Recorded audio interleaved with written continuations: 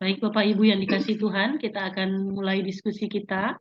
Saya beri kesempatan kepada Bapak Ibu untuk mengajukan pertanyaan atau Pak Hendrik ingin memberikan pembukaan dulu. Saya silahkan.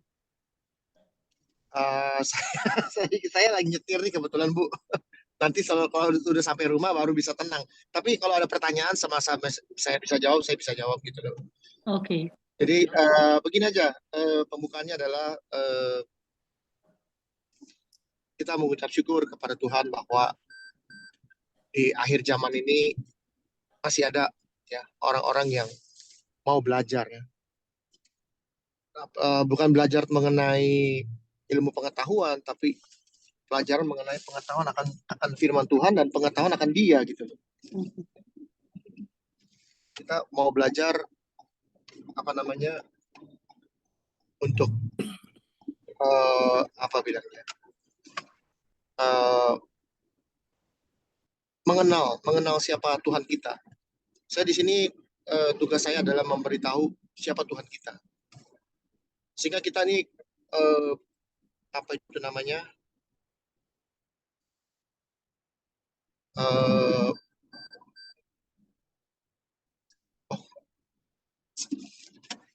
apa bilangnya ya uh, tugas saya itu benar-benar pure, murni memberitahu kepada kita semua siapa Tuhan kita. Ya, kita ini sering berpikir kadang-kadang apakah saya sudah menyembah Tuhan saya yang disebut Yesus itu sudah benar. Banyak orang nanti ngomong Yesus, Yesus, Yesus, tapi kita tanya siapa Yesus, mereka suka nggak tahu jawabannya kadang-kadang. Nah itu kan kita jadi keblinger sendiri. Jadi selama ini saya menyembah Tuhan yang mana, Yesus yang mana, gitu tuh. Ya. Selama ini kan kita belajarnya, ini salah jalan kita mesti belok, ini lewat jalan tol, takutnya macet jalan tol, macet. Sorry nih saya sambil nyetir, jadi tolong dimaafkan sedikit konsentrasinya terganggu. Jadi apa namanya? Uh, sampai di mana tadi ya? Oh, kalau kita nih merasa bahwa kita sudah mengenal Yesus, kita berdoa, makan dalam nama Yesus, terus kita berdoa tidur dalam nama Yesus, mau kemana-mana dalam nama Yesus. Tapi pasti tanya siapa Yesus, jawabannya nggak sama gitu. Jawabannya nggak menunjukkan kita kenal dia gitu loh.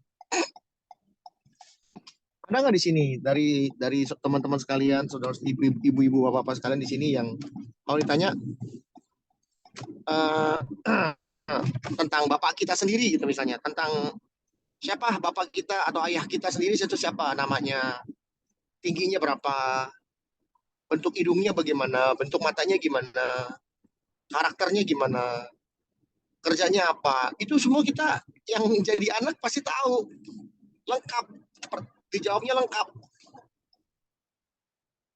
kira-kira begitu kan ya, kita jawabnya lengkap, nggak putus-putus gitu, maksudnya nggak aduh bapak saya gimana ya, aduh bapak saya gini gimana, enggak, oh bapak saya namanya ini, lahir di sini tanggal sekian, dia kerjanya di sini, ya jadi apa yang kita kenal tentang bapak kita itu benar-benar kita kenal gitu loh, jadi kita nggak kalau disuruh tunjuk mana bapak kamu, ya itu bapak saya yang itu. Demikian pula dengan Tuhan kita Yesus Kristus, kita cuma tahu namanya dia, kita kan nggak pernah lihat dia, kita cuma tahu namanya dia, tapi kita nggak pernah tahu siapa dia, itu repot. Jadi tujuan saya di sini adalah memperkenalkan siapa dia, memperkenalkan kenapa dia datang ke dunia gitu loh. Banyak orang bilang oh karena dia untuk menebus dosa manusia. Saya rasa itu eh, apa? Itu memang betul, dia datang untuk menebus dosa manusia karena itu yang kita dengar udah ribuan tahun, ratusan tahun gitu loh. Tapi ada satu yang menyatakan di firman Tuhan ya bahwa dia datang untuk memusnahkan perbuatan-perbuatan iblis. Ada yang tahu nggak? Ini diskusi nih. Saya tanya. Yesus datang untuk memusnahkan perbuatan-perbuatan iblis ternyata. Setuju nggak?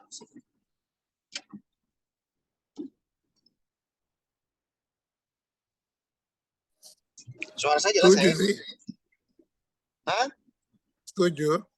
Coba Pak Henry, kan selama ini kita berpikir dia datang untuk apa ini? Untuk menebus kita ya sebagai domba yang satu kali untuk selamanya gitu. Kan selama ini Ya. penebusan atau penghapusan salah kan dilakukan setiap tahun. Nah ini dia datang sekali untuk selamanya. Ya. Jadi kalau saya bilang dia datang untuk memusnahkan perbuatan-perbuatan iblis, boleh nggak? Boleh. Ada nggak ayatnya? Ada. Di mana, Bu? Coba cari, Bu. 1 Yohanes 3.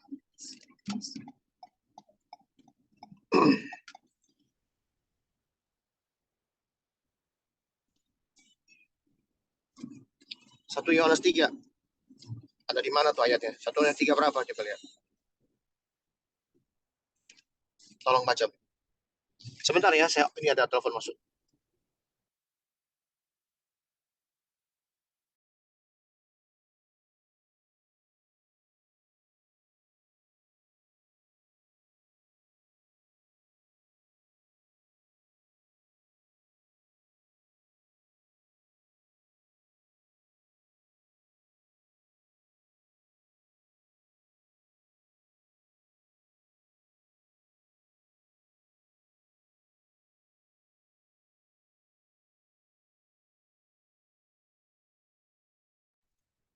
Oke, sorry. Gimana? Tadi apa ayatnya, Bu? Tolong dibaca 1 Yohanes 3 berapa tuh? Suaranya nggak ada, Ibu.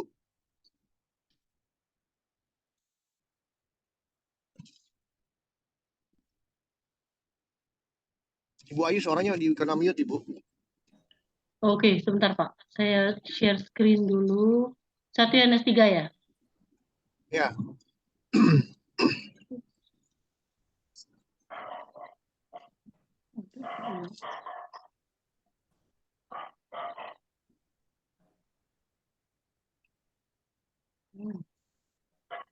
Oke, 1 Yohanes 3 ayat berapa Pak?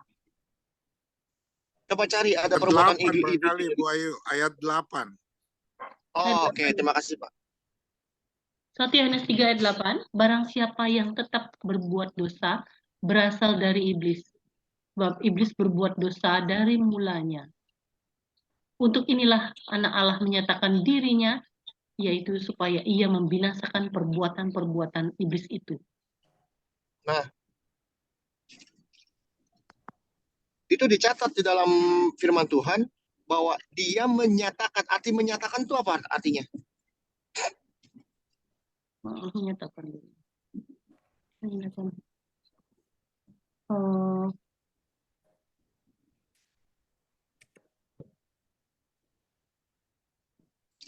Menyatakan itu menunjukkan. Apa? Menunjukkan diri.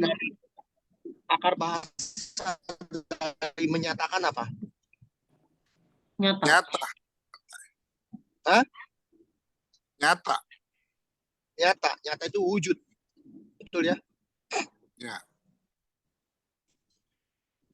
Jadi dia mewujudkan dirinya, artinya dia datang tuh sebagai manusia untuk membinasakan perbuatannya. Artinya apa? Ada yang ngerti nggak? Kalau sudah bilang mewujudkan dirinya sebagai manusia, artinya apa? Jadi serupa ya. Ya, jadi serupa dengan manusia. Artinya dia mewujudkan diri menjadi manusia untuk memusnahkan perbuatan iblis. Nah, itu artinya apa? Ini orang banyak salah arti, bilangnya salah tafsir. Bapak tafsir boleh aja dong Pak, ini ya boleh aja. Tapi kalau saya kasih tahu tafsiran saya, apakah tafsiran saya salah? Misalnya, ya saya kasih tahu artinya langsung. Dia datang sebagai manusia Ya, menyatakan diri artinya dia berwujud menjadi manusia untuk memusnahkan perbuatan iblis. Artinya apa? Artinya kita manusia bisa mengalahkan si iblis. Perbuatan-perbuatan iblis itu apa? Segala cobaan yang dia berikan kepada kita. Ayo berzina saja. Setan tuh nggak pernah masuk ke dalam diri kita gitu, enggak. Dia cuman tugas dia tuh mengganggu, apa bukan ganggu, bilangnya apa, tempted. Apa sih bahasa Indonesianya tempted? Menggoda, menggoda. Itu perbuatan dia. Perbuatan dia cuman memberitahu nih gini. Tuhan bilang nggak boleh, boleh. Itu maksudnya. Yesus membuktikan sebagai manusia, saya bisa musnahkan. Bagaimana cara memusnahkannya? Itu kan pertanyaannya. Dan dibuktikan di dalam Lukas 4. Dia pakai firman Tuhan. Karena apa? Karena setan pakai firman Tuhan. Setuju Pak ya? Lukas 4 itu pencobaan di padang gurun.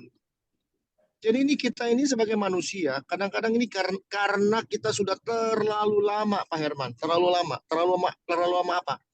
Terlalu lama didoktrin, kita ini manusia, ya nggak apa-apa lah, kita sedikit-sedikit jatuh. Itu loh, Pak. Daging lemah. Daging lemah, kita masih hidup di dalam dunia. Itu Jadi ada benar-benar buat saya excuse tuh. gitu, excuse. Nah, sorry Pak, itu jawaban yang paling nomor nilainya bukan 100, 101. Excuse.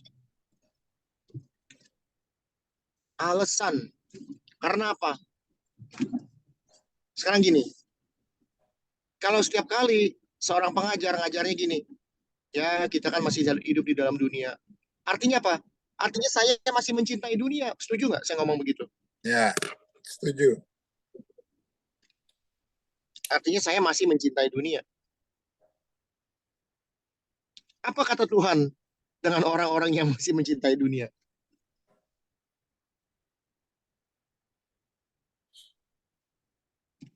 Ya, berarti dia tidak layak dalam kerajaan Tuhan kan? Iya, Galatia itu. Maka dari itu Pak, ini aduh, sudah waktunya kita ini bangun, ya, melek matanya, bangkit. Jangan lagi mau, sorry nih ya, quote and quote, ini quote and quote dalam bahasa saya, dibodohi oleh pengajaran-pengajaran yang ya bolehlah. Kan ada 1 Yohanes 1 ayat 9, apabila kamu mengaku dosa, aduh ampun itu beneran. Kita ini udah hidup di zaman akhir. Harus mempersiapkan diri, hidup dengan benar, hidup dengan kudus. Itu yang benar. Kalau kita ngajarin orang hidup kudus, lalu orang itu bilang, udahlah Pak, melek lah Pak, sadar lah Pak, Bapak masih di dunia. Itu nggak akan saya dengar orang ngomong begitu. Itu namanya pencemooh buat saya. Orang ngajarin benar kok dibilang masih hidup di dunia. Siapa di sini yang menjadi seorang bapak, menjadi seorang ibu, suruh anaknya main api? Kan lu selama ini masih di dunia, nggak apa-apa lu main api. Boleh gitu. Ada yang berani ngomong gitu? Sama kan? Kamu mau? Ya udah. Kamu langsung. Bentar Pak ya. Pindah alamat dulu.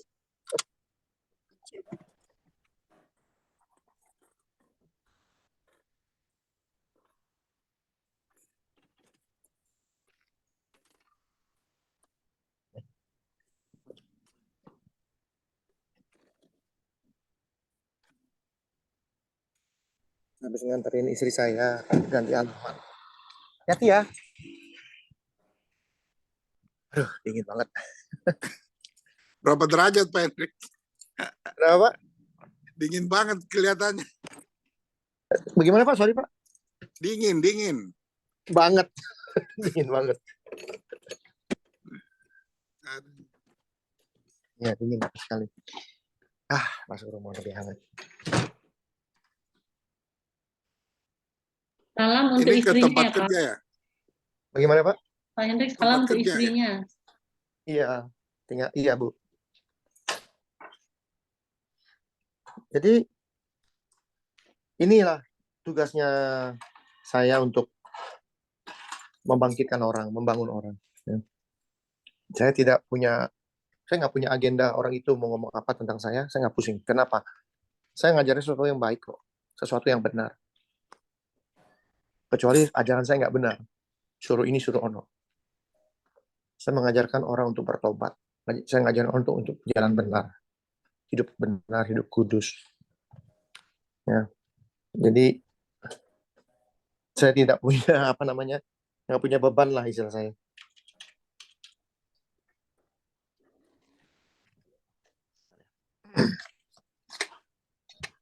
Iya, saya mau ambil kopi dulu deh.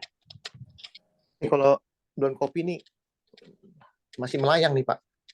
Iya, Jalannya soalnya ngambang. masih pagi di sana, enak kopi. Di sini Iya. sudah malam, kalau ngopi nggak tidur. Iya, ini kalau belum kopi ngomongnya ngambang nih Pak.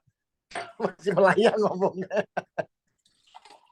Pak Hendrik, ada Saya yang udah bikin mengajak kopi. saya satu pertanyaan. Ya silakan. Boleh Pak. Nah, kan Pak Hendrik pernah bilang bahwa sebenarnya bangsa Israel itu kalau Allah itu menjadi rajanya, luar biasa, tidak ada yang bisa mengalahkan dia. Betul. Tetapi dia Itu kan mendesak-desak untuk mencari seorang raja. Nah, akhirnya Tuhan kan menyuruh Samuel untuk mengurapi Saul.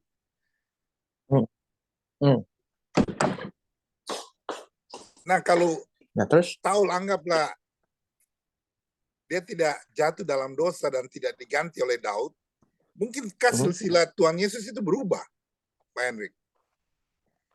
Kan kita tahu dari Yehuda, tapi kan si Saul ini Benyamin.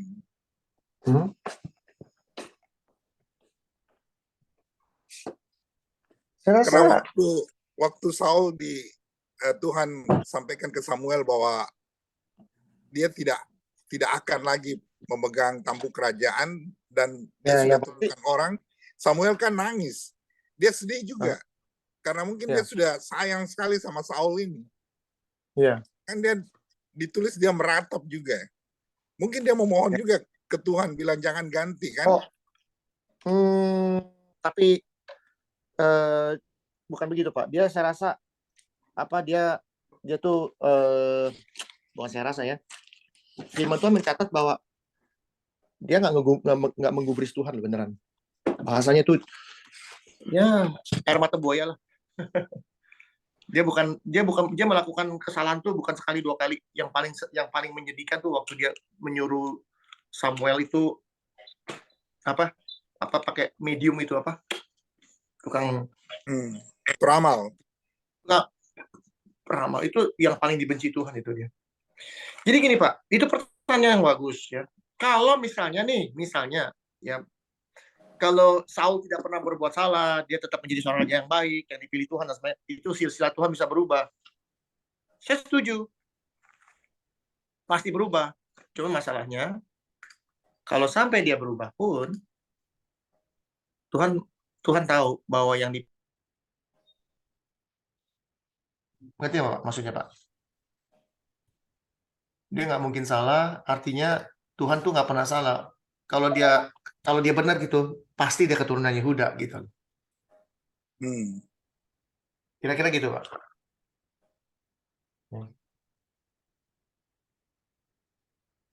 Tahu dia masuk silsilah. Contoh aja misalnya kan dari Abraham hitungannya Pak.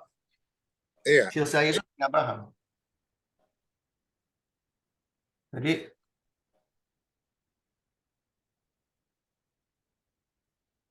ya itu rencana Tuhan lah ya. Kita sulit untuk. Iya, memang. Pertanyaan besar juga ke situ. Bahwa waktu Saul didapat dia pokoknya lebih hebat lah dari seluruh orang Israel. Mau tahu Pak? Yang lebih dahsyat lagi pikirannya. Kalau bangsa Israel memilih Tuhan jadi rajanya, bukan Saul. Ya, Yesus nggak pernah datang, Pak. iya ya. Dan sampai hari ini mungkin dia jadi negara gede ya. Istilahnya kalau sampai bangsa Israel itu Mungkin juga agama tidak ada yang lain ya Pak Hendrik ya. nggak Kira-kira. ada, Pak. Nggak ada. Sekarang pertanyaannya, waktu Indonesia dijajah Belanda selama 350 tahun, penguasanya siapa?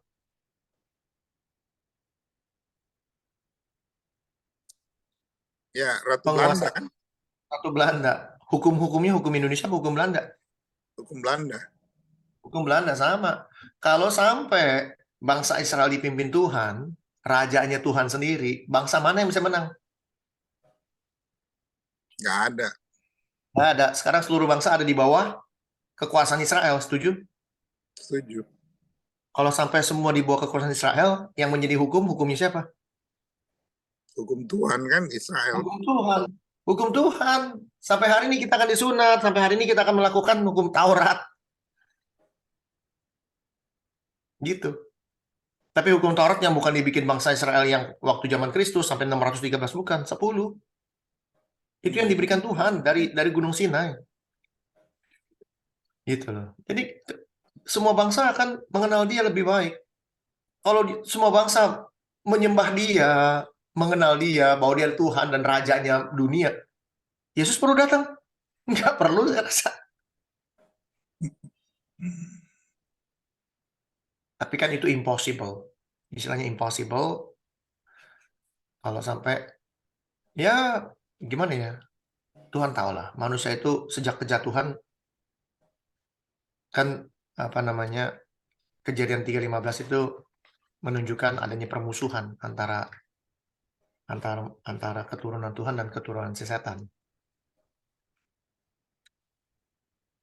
Ya, dunia akan damai nanti pada saat setan itu nggak ada. Ada nggak ceritanya? Ada. Di Wahyu 20 itu waktu setan ditangkap, ya, selama 1000 tahun, dunia akan damai. Karena rajanya siapa? Karena rajanya Kristus. Ya. Gitu. Jadi, ya itu pertanyaan yang bagus lah sebenarnya.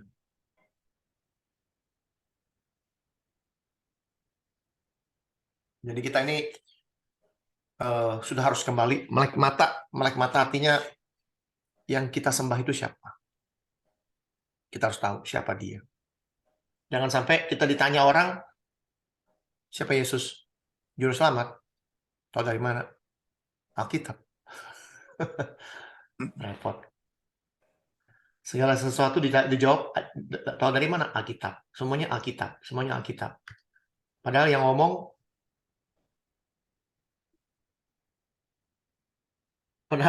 ini apa? Yang ngomong nggak punya Alkitab. Dia tanya, Alkitab apaan, Pak? Repot kita jawabnya. Oh, Alkitab itu firman Tuhan. Kok firman Tuhan, Pak? Itu kan buku. Gitu. Repot. Pak Hendrik, Ya, Bu. selamat sore. Selamat pagi. Selamat malam, Bu. Pak Hendrik, kalau begitu 1000 tahun damai itu setelah Tuhan Yesus datang sebelum Tuhan Yesus datang mengangkat kita di awan-awan, atau bagaimana, Pak?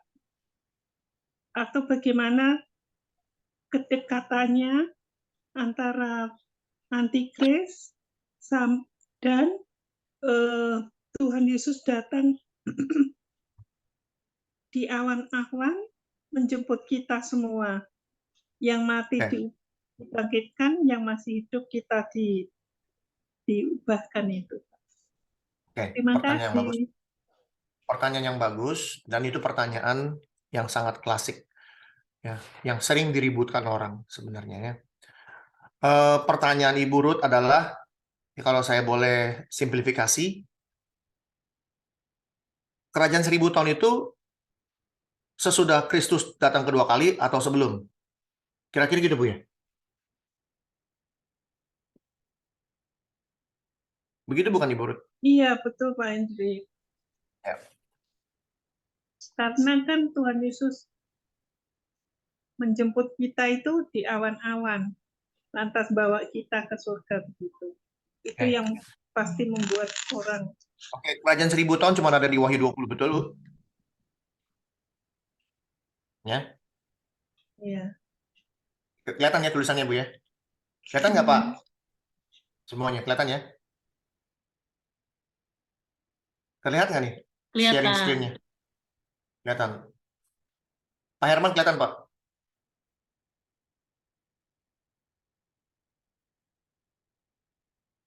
Pak Herman mungkin lagi ke WC kan.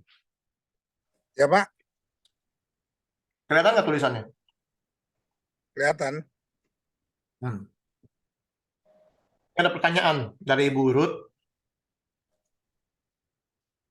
Kerajaan 1000 tahun itu sesudah Kristus atau sebelum Kristus datang kedua kali? Oh, Saya akan kasih tahu nanti biar Ibu Ruth sendiri yang jawab ya. Lalu aku melihat tahta-tahta dan orang-orang yang duduk di atasnya. Kepada mereka diserahkan kuasa untuk menghakimi. Aku juga melihat jiwa-jiwa mereka yang telah dipenggal kepalanya karena kesaksian Yesus. Artinya orang yang mati di dalam Kristus. Setuju? setuju, setuju. Setuju Ibu Ruth? Berarti ini yang mati oleh karena antikris ya Pak Hendrik? Belum.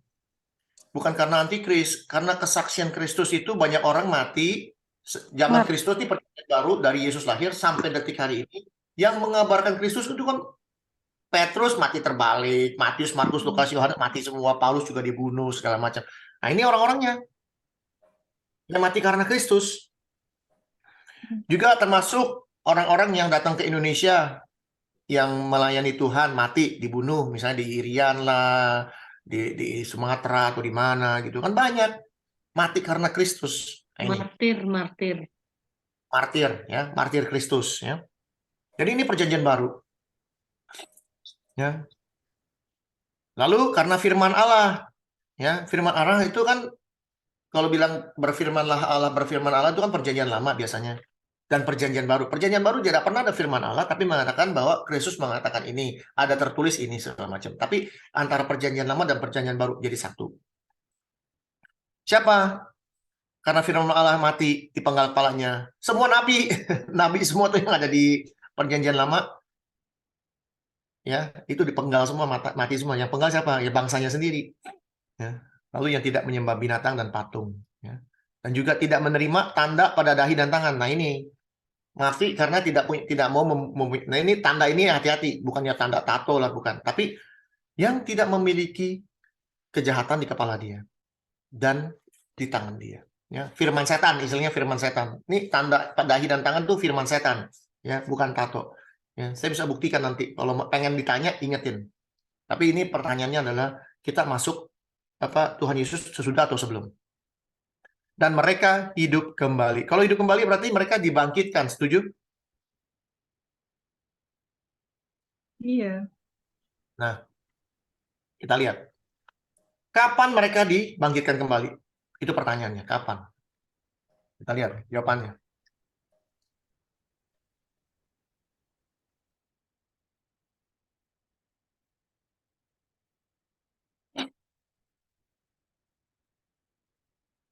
Karena jikalau kita percaya bahwa Yesus telah mati dan telah bangkit, maka kita percaya juga bahwa mereka yang telah meninggal dalam Yesus akan dikumpulkan Allah bersama-sama dengan Dia. Kapan? Ini kami katakan kepadamu dengan firman Tuhan. Kita yang masih hidup, yang masih tinggal sampai kedatangan Tuhan, sekali-sekali tidak akan mendahului mereka yang telah meninggal. Sebab, pada waktu tanda diberi, yaitu pada waktu penghulu malaikat berseru dan sangkakala Allah berbunyi, maka Tuhan sendiri akan turun dari sorga. Kalau Tuhan turun dari sorga, artinya ini kedatangan kedua kali atau pertama kali? Yang kedua sudah ini. Kedua. Ini tanda kedua, setuju ya? Dan mereka yang mati dalam Kristus akan lebih dahulu bangkit. Nah itu. Mereka yang mati dalam Kristus akan bangkit. Jadi pada saat Yesus datang kedua kali, orang ini akan bangkit. Mereka yang mati di dalam Kristus karena kesaksian Kristus. Sama nggak? Sama kan? Jadi Yesus datang kedua kali membangkitkan orang-orang ini, ya, orang-orang ini. Sesudah itu kita yang masih hidup, yang masih tinggal, artinya kita yang masih, misalnya hari ini Yesus datang kedua kali, mata kepala kita melihat nih yang namanya mayat-mayat di dalam kuburan tuh bangkit, bangkit semua ini, main-main nih kita lihat semua. Sesudah itu, artinya pengantri, kayak orang ngantri. Sesudah itu, baru kita yang masih hidup, yang masih tinggal, akan diangkat bersama-sama. Jadi kita ini akan mengalami perubahan hidup, perubahan tubuh yang baru, yang Tuhan akan berikan. Bersama-sama dengan mereka dalam awan menyongsong Tuhan di angkasa. Ya, berbahagialah mereka yang tidak mengalami kematian. Ya, kematian yang kedua istilahnya. Karena kita sudah dirubah menjadi tubuh yang baru. Nah, disinilah, kalau dikatakan sesudah itu setelah kesaksian mereka bangkit dan mereka memerintah sebagai raja bersama Kristus untuk 1000 tahun. Artinya sesudah atau sebelum?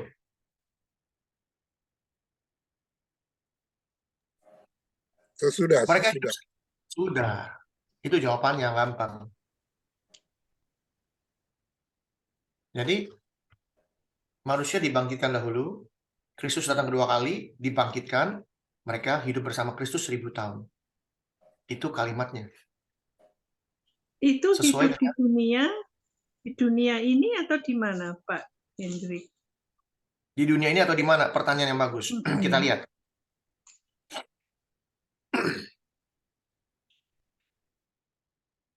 Sesudah itu, kita yang hidup, yang masih tinggal, akan diangkat bersama dengan mereka yang mati ini tadi, mati karena Kristus, karena firman Tuhan, dan segala macam. Menyongsong Tuhan di mana?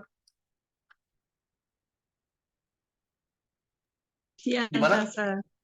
Ya, ini di bumi atau di mana? Di angkasa. Demikianlah kita akan selama-lamanya bersama-sama dengan Tuhan. Pertanyaannya, demikianlah kita akan selama-lamanya bersama-sama dengan Tuhan. Ingat nih, ini kalimat penting sekali.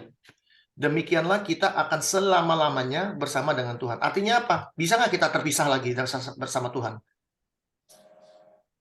Tidak lagi. Tidak lagi. Lalu bagaimana dengan ini? Setelah masa 1000 tahun itu berakhir, iblis akan dilepaskan dari penjaranya, dan ia akan pergi menyesatkan bangsa-bangsa kepada 4 penjuru bumi, yaitu Gog, Magog, dan mengumpulkan mereka berperang. Kok bisa menyesatkan orang lagi?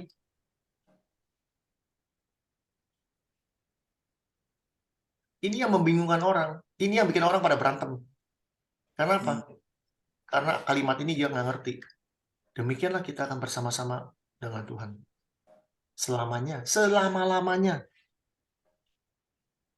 Mungkin nggak setan ini yang dilepas dari penjaranya menyesatkan kita yang sudah selama-lamanya bersama Tuhan? Mungkin nggak? Tidak mungkin lagi. Pertanyaannya tidak mungkin. Berarti siapa bangsa-bangsa ini? Kan pertanyaannya itu. Nah, kalau kata selama-lamanya itu artinya sudah dalam arti kekal atau belum, Pak? Kekal, Bu. Kekal. Dan banyak orang tersandung di sini. Nah, 1000 tahun. Nah itu, kalau kekal berarti kita di angkasa itu bersama Tuhan Yesus selama-lamanya, kekal atau kekal di angkasa tadi yang disebutkan ayat berapa Jadi tadi? gini, kalau kekal selama-lamanya, kan ada stepnya. Step pertama, kita bersama dengan Kristus selama 1000 tahun. Memerintah sebagai raja. Itu step pertama. Sebagai raja itu di angkasa, Pak Hendrik? Di angkasa dong, bukan disebutkan di angkasa. Tadi. Terus? Di angkasa, ya kan? Menyongsong Tuhan di angkasa. Itu selama 1000 tahun? Selama 1000 tahun. Oke? Bukan berarti setelah 1000 tahun kita stop. Enggak. Tetap bersama dia selama-lamanya. Tetap. Entah di mana. Di mana? Ya di sini. Kita buka, ya.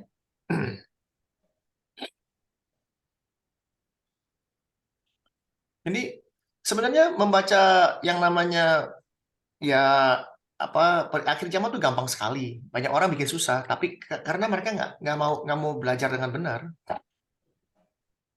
Aku melihat langit yang baru dan bumi yang baru. Ya, sebab langit yang pertama, bumi yang pertama telah berlalu, dan laut pun tidak ada lagi. Aku melihat kota yang kudus, Yerusalem yang baru, turun dari sorga, dari Allah yang berhiaskan bagaikan pengantin. Ya. Lalu aku mendengar suara menyaring tata itu. Lihatlah kemah Allah di tengah manusia, ia akan diam bersama dengan mereka. Mereka akan menjadi umatnya, dan ia akan menjadi Allah mereka. Dia akan menghapus bla bla bla bla. Dia yang duduk, inilah aku menjadikan segala sesuatu baru. Tuliskanlah ini, semua aku Alfa dan Omega. Barang siapa menang, bla bla bla bla. Nah, tentang tujuan bla bla bla bla.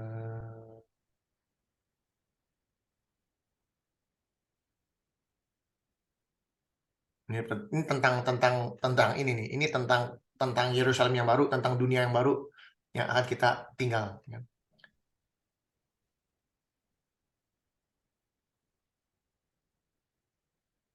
Kota, nah ini 22 kepadaku.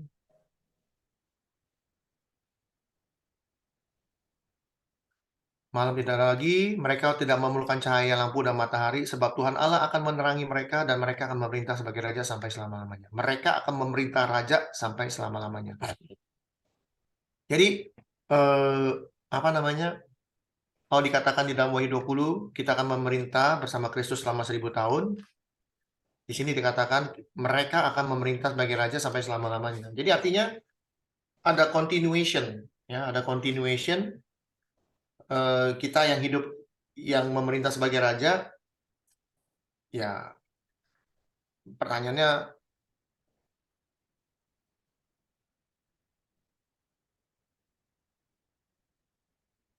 nih, siapa mereka? Untuk bisa memerintah sebagai raja, mereka melihat wajahnya, namanya akan tertulis di dahi mereka.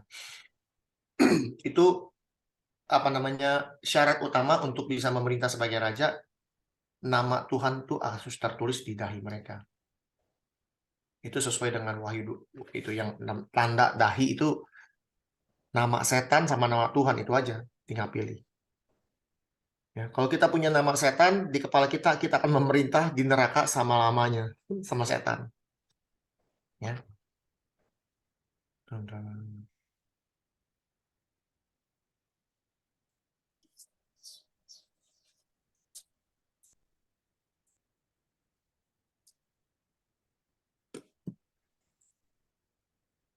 Jadi tadi pertanyaannya Ibu, apakah selama-lamanya itu ya selama-lamanya Bu? Kalau ditanya kita kerjanya ngapain di sono, ya sebagai raja, memerintah sebagai raja, kan disebutkan sebagai raja. Ya. Sebagai raja ini, karena saya belum pernah ke surga, bagaimana saya juga nggak tahu. Tapi yang pasti salah satu pekerjaan kita selama kita belajar, salah satu pekerjaan kita apa? Ada yang ingat nggak? Di surga apa kita? Banyak yang bilang di surga kita cuma nyanyi-nyanyi, memuji Tuhan segala macam. Ada kerjaannya nggak sebenarnya?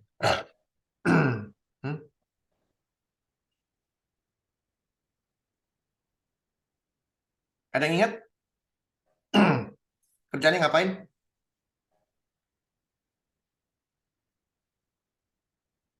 Ibu Ayu ingat Ibu Ayu?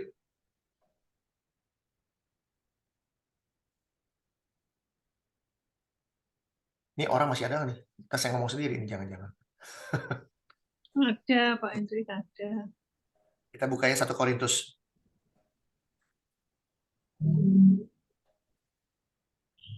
Tidak tahukah kamu bahwa kita akan nanti one day menghakimi Malaikat. Ini kapan? Kapan kita pernah menghakimi malaikat? Ini nanti. Ya. Tadi dikatakan kita akan menjadi raja. Ya raja kerjanya menghakimi lah. Kayak Daud, Samuel, kayak Salomo. Ya seorang raja, Tuhan minta hikmat untuk menghakimi bangsa yang besar ini. Kira-kira gitu. Ya. Jadi kembali lagi jalur ceritanya kita mesti tahu. Apakah Tuhan kita di mana sekitar 1000 tahun? Itu di angkasa. Ya, itu di angkasa. Lalu kita lihat lagi dikatakan di sini, loh, Ia akan menyesatkan bangsa-bangsa pada keempat juru bumi. Artinya apa? Kenapa iblis nih? Ya, iblis ini kan ditangkap nih. Ya, ditangkap, lalu dia diikat selama 1000 tahun. Dilempar ke dalam jurang maut, menutup jurang maut itu, memateraikannya sebelum ini kalau sebenarnya sih di sini dilempar ke dalam jurang maut ini kalau dalam bahasa Inggris jurang yang tidak ada dasarnya. Dia dilempar nih ceritanya. Jatuh, nggak nyentuh-nyentuh di bawah. Jatuh terus ke bawah, nggak tahu di mana. Jatuhnya kemana, nggak tahu, nggak selesai-selesai itu. Ya, ada nggak ya bahasa Inggrisnya bilangnya?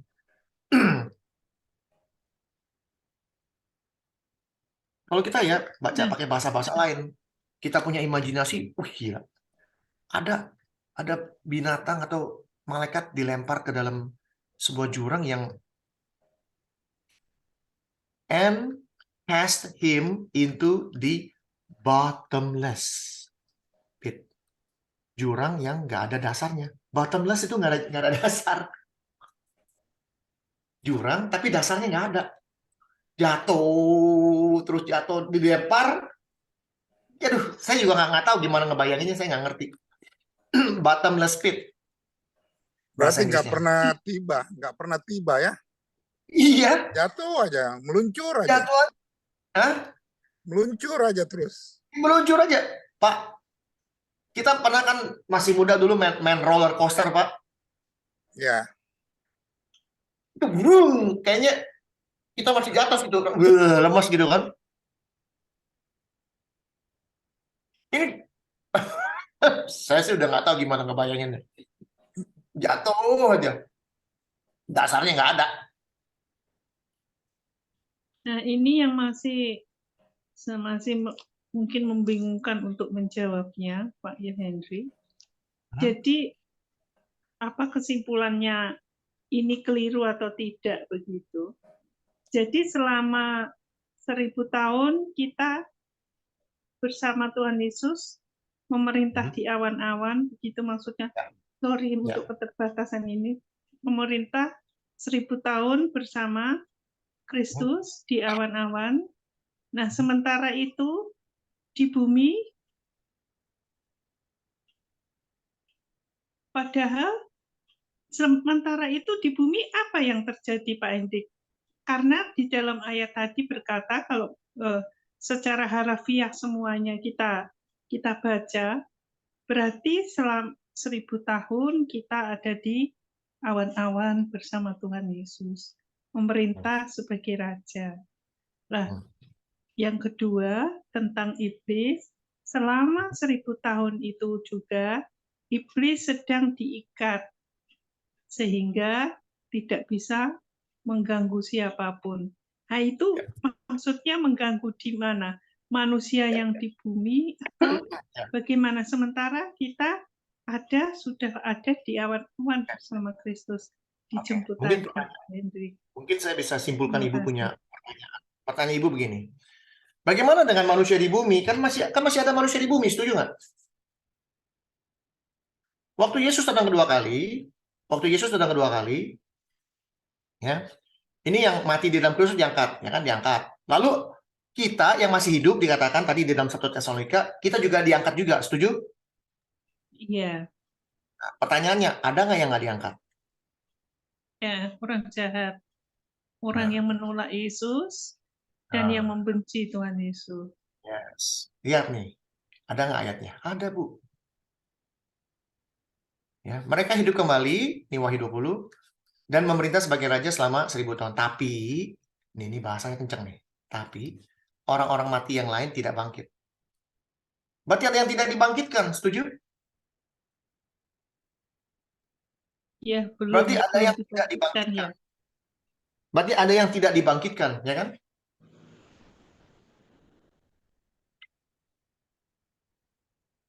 Bu,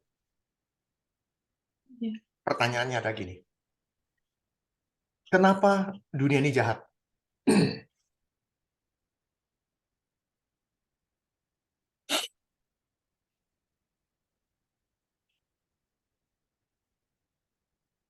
Kenapa dunia ini jahat? Ya karena sudah dari sononya itu, dari bibit. Ya, bukan bibit. Kalau dibilang bibit, berarti semua orang, Bu.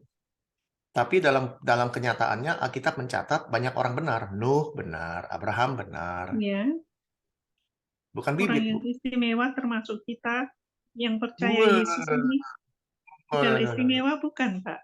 Bukan. Kita nggak bisa bilang kita istimewa, enggak. Nanti kalau bilang istimewa, nanti ujung-ujungnya kita dipilih. Dipilih Tuhan, no. Yang membuat dunia jahat ini, kan tadi kita sudah bilang, Yesus menyatakan diri untuk memusnahkan perbuatan si iblis. Semua itu karena dunia ini jahat gara-gara si iblis. Ada penggoda.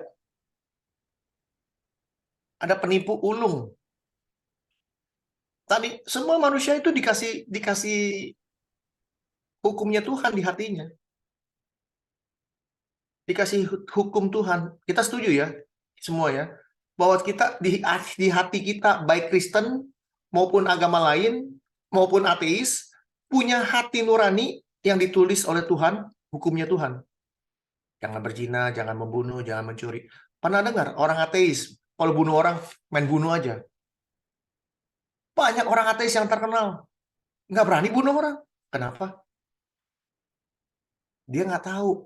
Hatinya dia itu ditulis sama Tuhan sejak dia diciptakan. Dia nggak tahu itu. Kalau dia tahu, dia akan bertobat. Tapi walaupun dia nggak bertobat, ini ngasih tahu Roma 2 ayat 15. Hati dan kepala nggak nyambung. Saling tuduh-menuduh. Nyolong jangan, bunuh jangan, curi jangan, bohong jangan. Kira-kira gitu.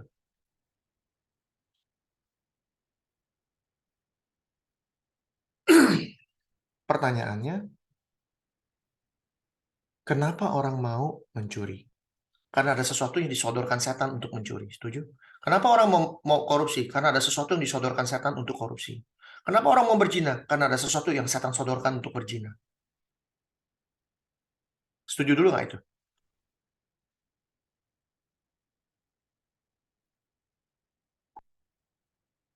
Setuju nggak? Ya. Ibu Ruth setuju nggak? Ibu Ruth setuju nggak? Iya.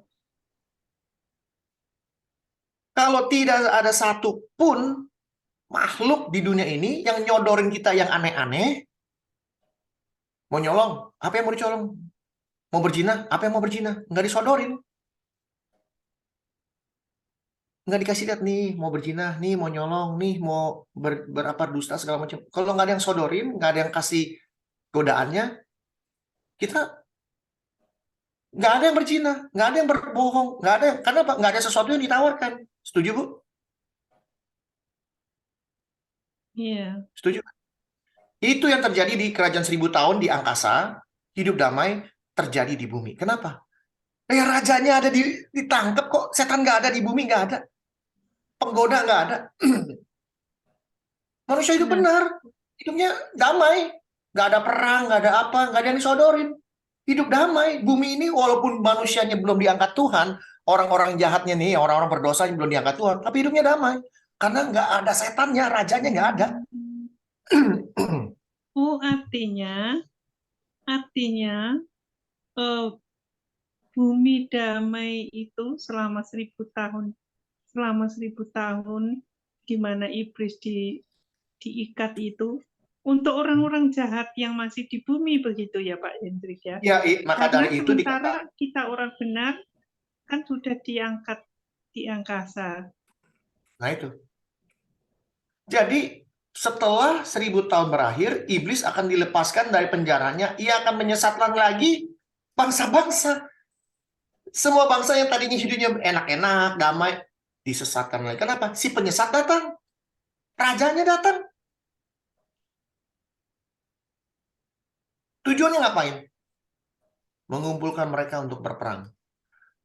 Lalu ada orang ribut. Ributnya apa? Bahwa gimana ya? Ayatnya. Nih, di sini ayatnya.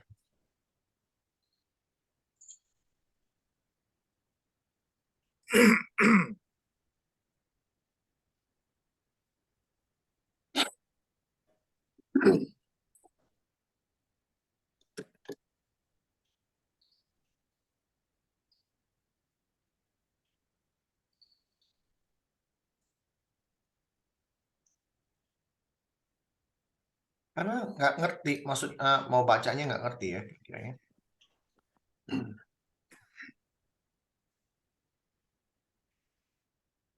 Gimana ayatnya?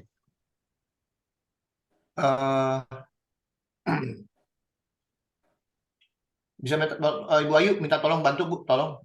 Tuhan menyentuhkan kakinya di bumi.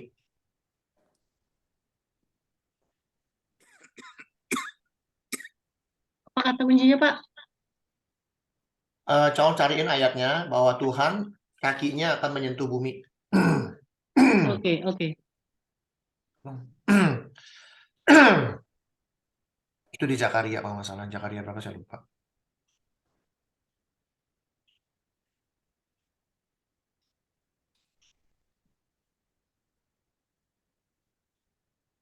Zakaria berapa ya?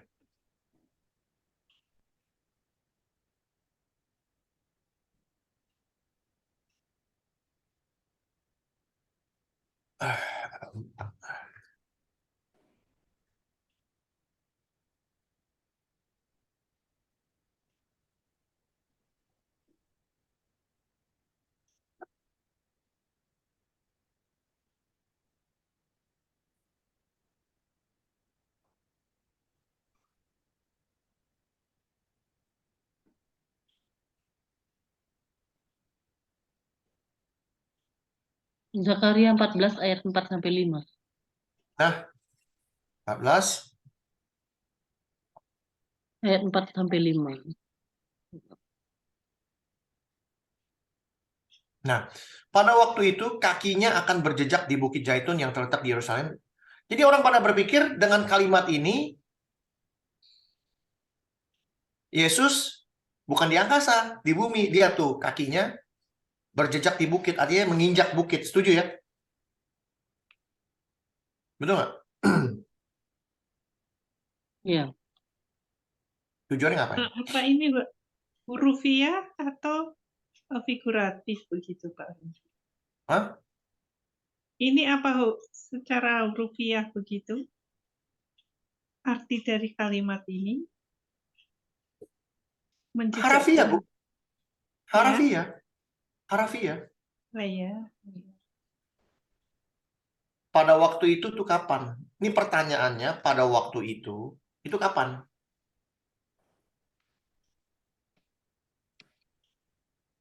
Ada kata akan di sana. Mana akan? Ya, maksud pada waktu itu, ini kan pada waktu itu. Saya ngomong nih sama Ibu Ayu. Bukan dah. Misalnya nih, saya lagi main badminton sama Pak Herman, lagi seru nih. Besok saya ngomong sama Ibu Ayu. Bu Ayu, saya kemarin main sama Pak Herman badminton. Pada waktu saya lagi main, gempa.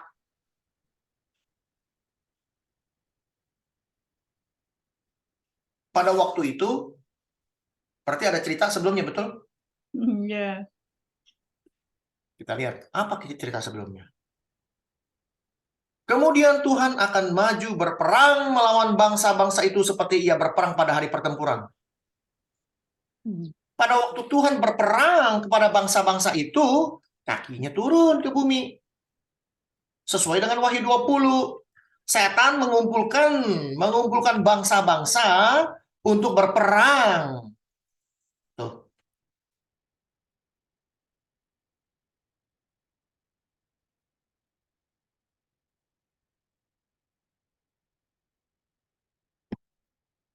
Ya. Nyambung nggak? Ini ngomongin perang. penting diketahui kalau itu waktunya kapan yang spesifik, Pak Henry. Waktu apa, Ibu? Ya ini, waktu menginjakkan bumi dan waktu berperang melawan bangsa-bangsa. Sekarang pertanyaannya, setan mengumpulkan bangsa-bangsa untuk berperang melawan Tuhan kapan?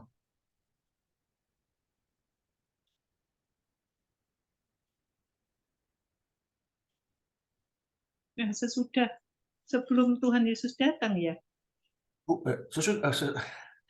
Oke. Kalau sesudah, wong Tuhan Yesus sudah bersama dengan, saya langsung katakan kita aja gitu. Tuhan Ya, Yesus gini. bersama kita kan sudah di angkasa.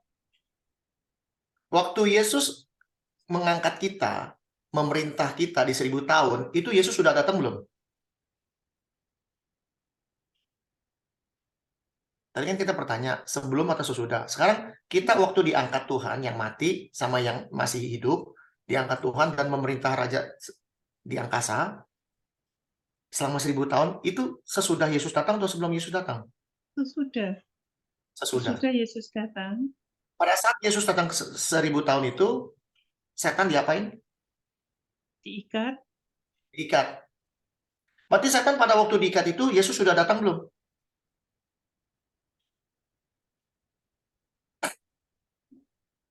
Belum. Ya sudah dong, Bu. Oh, sesudah. Iya, sesudah. Sudah. Yesus sudah datang. Jadi Iya, selama dia jatuh, selama 1000 tahun dia jatuh, Yesus lagi memerintah nih sama raja-raja dan orang-orang di bumi yang hidupnya damai karena setannya nggak ada. Loh, kok hidupnya di bumi lagi, Pak? Kita udah di Bu, angkasa. kita kita nih yang sudah kenal Kristus, yang mati di dalam Iya. Kristus, yang tulisan nih, karena firman Allah, karena Kristus tidak mau pakai tanda, itu pergi sama Tuhan di angkasa. Tapi Iya. ada orang-orang yang nggak diangkat, ada orang yang nggak diangkat, Bu. Iya. Di bumi dia tersisa orang-orang yang nggak diangkat. Sama orang-orang. Hah? Iya. Nah, orang yang nggak diangkat ini, bukankah dia adalah orang-orang yang memang tertinggal? Artinya orang jahat, bukankah? Orang-orang yang nggak percaya Tuhan lah, anggap orang jahat atau pokoknya orang yang nggak percaya Tuhan, pokoknya kita ini diangkat karena kita kenal Kristus, mati karena Kristus. Betul ya? Benar. Nah, dan ayat 5 jelas mengatakan pada kita, ya ayat 5 ini dikatakan, tetapi orang-orang mati yang lain tidak bangkit. Artinya tidak ada pengangkatan buat mereka. Iya. Jadi ada orang mati yang nggak diangkat, nongkrong aja di mana tuh? Kuburan. Ya. Ada juga orang yang masih hidup, yang nggak mau percaya dia, emang diangkatnya? Nggak diangkat. Ya. Kan nggak diangkat. Jadi masih nongkrong di bumi kan? Ya. Dipisahin ini. Tuhan ada di atas, sama bumi yang di bawah. Yang di atas, orang-orang yang kenal Kristus, yang di bawah orang yang kenal Kristus. Sudah dipisahin. Tapi yang memerintah 1000 tahun itu Kristus. Setan nggak ada di bumi. Karena apa? Karena di penjara. Jatuh nggak habis-habis. Dunianya jadi apa? Jadi aman. Aman, damai. Berarti yang menikmati amannya dunia itu adalah orang-orang yang tertinggal tadi, Pak Henry. Yes. Karena kan kita yang benar oleh karena Kristus, kan kita berada di awan-awan nih. Berarti kedamaian 1000 tahun terhindar, terlepas dari iblis itu adalah untuk orang-orang yang jahat, artinya yang menolak Kristus atau yang membenci Kristus itu. Ya semua yang ada di sana.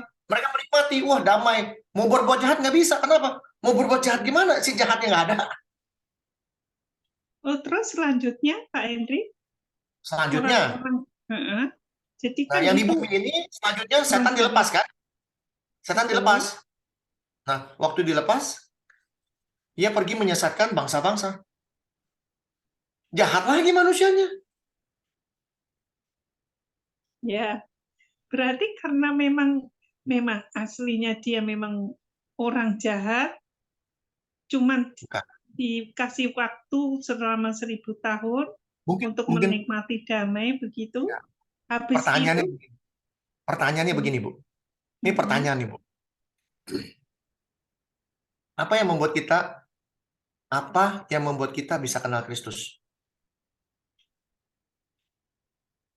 anugerah, Kerjaan siapa? anugerah daripada Allah, Nggak, dan kerjaan siapa? Allah, kerjaan Kristus, kerjaan Roh Kudus yang Kerjaan Roh memenuhi. Kudus. Pekerjaan Roh Kudus. Pekerjaan Roh Kudus. Kita bisa percaya Kristus, percaya Tuhan itu karena ada Roh Kudus. Itu pekerjaan dia, Yohanes 16 ngasih tahu. Setuju? Kita ini bisa percaya Tuhan karena ada Roh Kudus. Setuju nggak?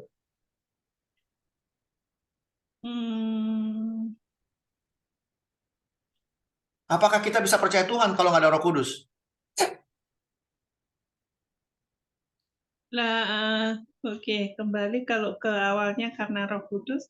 Lah bagi mereka yang tidak percaya berarti mereka tidak ada Roh Kudus, begitu Pak Andre?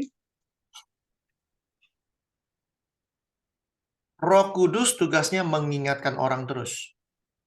Jangan ingat ada Tuhan, jangan ingat ada Tuhan. Itu tugasnya dia. Orang nggak mau percaya bukan nggak ada Roh Kudus. Banyak orang salah mengerti bahwa setiap manusia ada Roh Kudus dalam hatinya. No, kita harus mengundang dia. Bagaimana mungkin Roh Kudus bisa tinggal di dalam hati seorang manusia yang dosanya nggak pernah minta ampun? Nggak mungkin itu. Nggak mungkin. Kalau dia sudah bertobat kepada Kristus, dia akan memberi kita penolong, rohnya, untuk kita bisa hidup menurut roh. Dia yang akan memimpin hidup kita. Roh itu yang akan menjalankan segala sesuatu. Jadi hidup kita dipimpin roh, itu maksudnya. Bagaimana mungkin kita bisa dipimpin roh kalau kita nggak pernah ngundang dia bertobat dengan segala kejahatan kita? Itu kan. Roh Kudus ada di depan kita, tapi dia nggak pernah masuk dalam hati kita. Dia cuma kasih tahu, jangan, ini, jangan. Kalau manusia nggak mau bertobat, bukan karena Roh Kudus bikin dia nggak bertobat, karena dia sendiri nggak mau bertobat. Ada nggak ceritanya? Ada ceritanya, Bu. Asal muasal manusia tuh ceritanya udah ada, ngasih tahu kita. Makanya saya bilang, yang namanya awal zaman itu penting sekali. Ya. Lihat, apa kata Tuhan?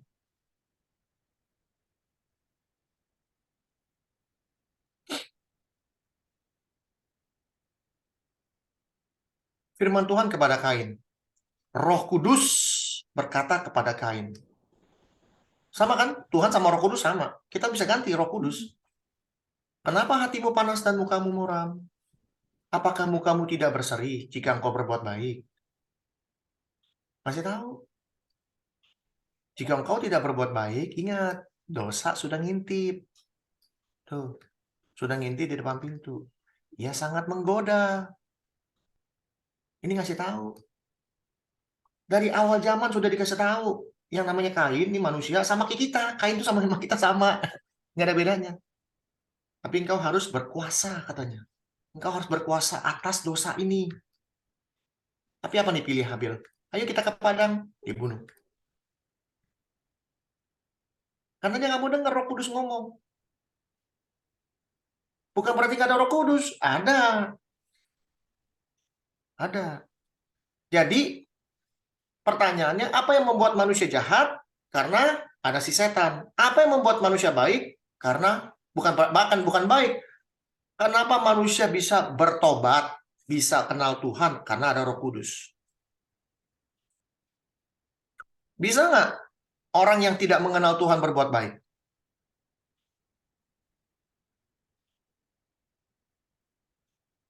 Bisa nggak, Bu? Orang yang tidak kenal Tuhan Yesus tapi berbuat baik. Bisa nggak? Bisa. Banyak nggak? Banyak. Berarti, itu kerjaan Roh Kudus.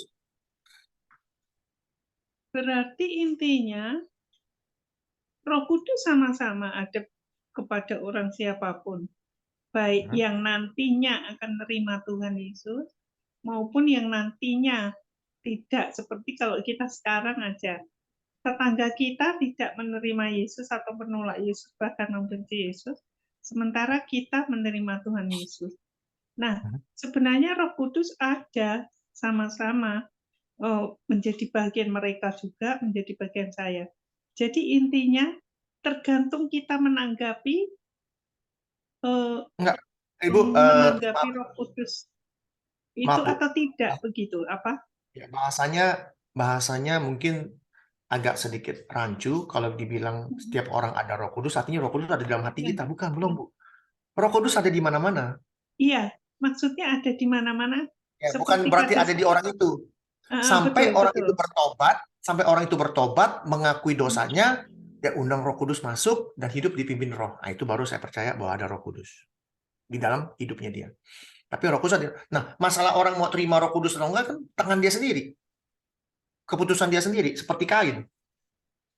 Tuhan udah kasih, Roh Tuhan udah kasih tahu, hati-hati ada dosa. Kamu harus berkuasa. Enggak, saya mau hidup dalam dosa. Itu kan dia punya decisions. Betul? Pertanyaannya, kalau kita baca lagi, ya, ia sangat menggoda. Kalau si penggoda sudah nggak ada, misalnya nih zaman ini nih si penggoda atau setan nggak ada, apakah si Kain akan bunuh adiknya? Nggak akan terjadi. Apa yang mau digoda? Apa yang mau dibunuh? Si Kain cuman nggak ngerti apa itu membunuh, mungkin dia nggak ngerti mungkin. Karena si penggodanya nggak ada. Kenapa saya harus bunuh adik saya? Karena penggodanya nggak ada. Nah itu yang terjadi di kerajaan 1000 tahun, si penggodanya nggak ada. Pertanyaannya, mungkin pertanyaannya gini, Burut, supaya kita nggak bingung. Di bumi ini kan damai sejahtera, si penggoda nggak ada, setan nggak ada. Setuju, Bu, ya? Iya. Setuju dulu nih, satu perahu dulu nih. Ini kita Iya, buka pola iya. pikir. Kok bisa disesatkan oleh setan? Gitu loh. Kenapa bisa disesatkan lagi oleh setan? Oh, karena dasarnya jahat. Loh, punya waktu 1000 tahun lihat Tuhan loh. Mereka hidup damai karena ada Tuhan. Mereka Bu, ada orang diangkat. Ini mata kepala semua menyaksikan loh, Bu. Benar. Tapi kenapa yang hidup damai ini nggak ada kejahatan, nggak ada apa ini? Kok bisa nggak percaya Tuhan Yesus? Itu pertanyaannya. Setuju nggak, Pak Herman? Pertanyaan begitu.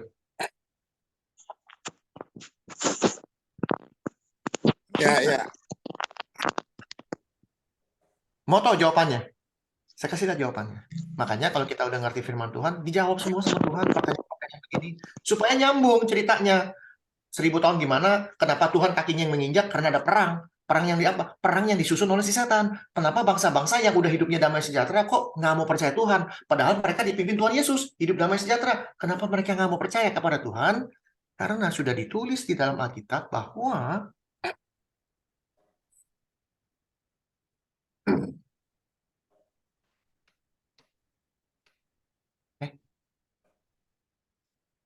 kok Timotius? Nah, nih.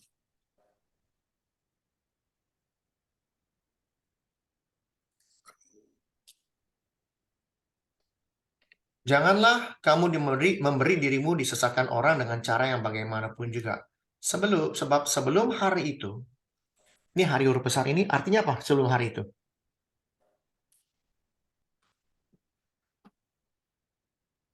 Hari itu hari apa? Hari Tuhan. Hari Tuhan, artinya kedatangan Tuhan. Setuju, Bu, ya? Ya. Sebab sebelum kedatangan Tuhan, haruslah datang dulu si murtad dan harus dinyatakan dahulu manusia durhaka alias si antikris yang harus binasa. Ini dia ngomong tentang antikris, ya. Yaitu lawan yang meninggikan diri di atas segala sesuatu yang disebut atau disembah sebagai Allah. Dia mau jadi Tuhan. Lewat setan dia diberi kuasa, ya, menurut Wahyu 13, menurut Daniel 7, menurut Daniel 2, dia mau jadi Tuhan, dia mau disembah, tanduk yang satu, ya. Kalau kita baca ini semua ngerti kita. Gampang, nggak perlu pusing-pusing. Nggak perlu, ya, kalau kita ngerti, gampang sekali. Awal zaman kita ngerti. Jadi, apa yang disembah sebagai Allah? Karena dia mau jadi Tuhan. Sebelum kedatangan Tuhan, ini orang harus ada dulu. Si antikris harus datang dulu. Jadi, antikris datang Tuhan dulu, apa antikris dulu? Antikris dulu datang. Baru Tuhan datang. Bahkan ia duduk di bait Allah dan mau menyatakan diri sebagai Allah. Itu sudah dikasih tahu oleh Daniel, dikasih tahu oleh Wahyu. Ya, setuju ya? Ini nyambung ya ngomongannya ya. Iya, berarti antikris muncul, itu kita masih ada juga di Oh bumi. iya dong Bu, udah pasti. Iya. Kalau kita baca begini, kita ngerti Bu. Kita ngerti, kita pasti masuk, pasti. Maka Tuhan bilang, jangan khawatir, aku tidak akan meninggalkan kamu sebagai anak yatim piatu. Aku akan bersama engkau sampai kesudahan zaman. Bukan sampai pada, no, kesudahan zaman, sampai selesai. Dunianya habis. Tidak ada lagi dunia langit yang lama, langit bumi yang baru, semua udah nggak ada. Habis. Dia akan tetap bersama kita. Itu janjinya dia. Jadi kita setel perahu nih udah. Bahwa kita masuk dalam dia. Sebelum Yesus datang nih. Ya, Oh, ini sebelum Yesus datang. Ini yang ngomong siapa? iya. Paulus. Tesalonika yang tulis Paulus. Tidakkah kamu ingat bahwa hal itu telah kerap kali kukatakan kepadamu ketika aku masih bersama-sama dengan kamu. Dia udah ngomong ini puluhan kali, ratusan kali. Sama kayak saya udah ngomong ratusan kali tentang hal ini sebenarnya. Tapi tetap dia sabar, dia kasih tahu terus. Artinya apa? Sudah kerap kali, udah ratusan kali saya ngomong sama kamu, tapi sekarang saya ngomong lagi. Bukan saya bosan, tetap saya kasih tahu kamu. Dan sekarang kamu tahu apa yang menahan dia. Siapa dia? Si jahat. Si jahat ini ditahan. Sehingga ia baru akan menyatakan diri pada waktu yang ditentukan baginya. Ada yang menahan. Karena secara rahasia, kedurhakaan telah mulai bekerja. Tetapi sekarang masih ada yang menahan.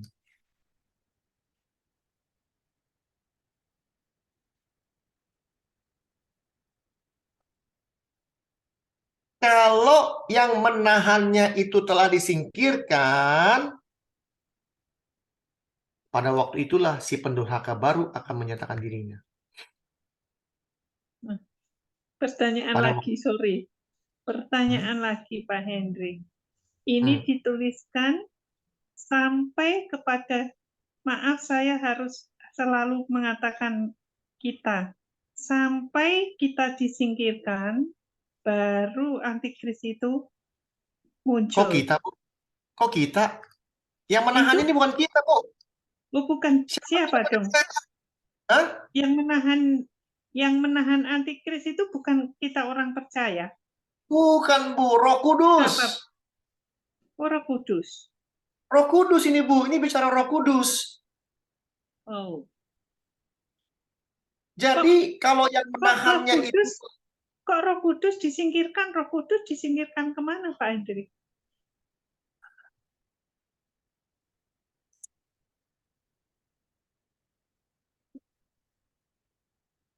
Pertanyaannya, yang menyingkirkan siapa? Kan gitu.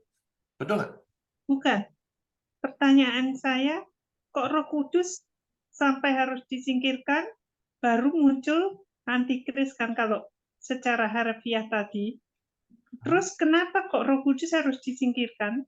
Dan disingkirkan kemana itu Roh Kudus, Pak Hendrik? Pertanyaannya bukan disingkirkan, Bu. Bahasa Indonesia itu disebutnya disingkirkan, tapi itu, itu bahasa mungkin, Inggrisnya disebut be taken out of the way. Be taken out of the way itu artinya diangkat. Oh.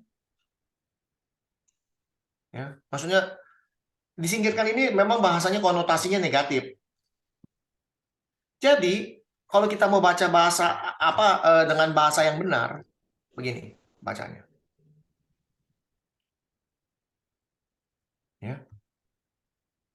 Dan sekarang kamu tahu apa yang menahan dia.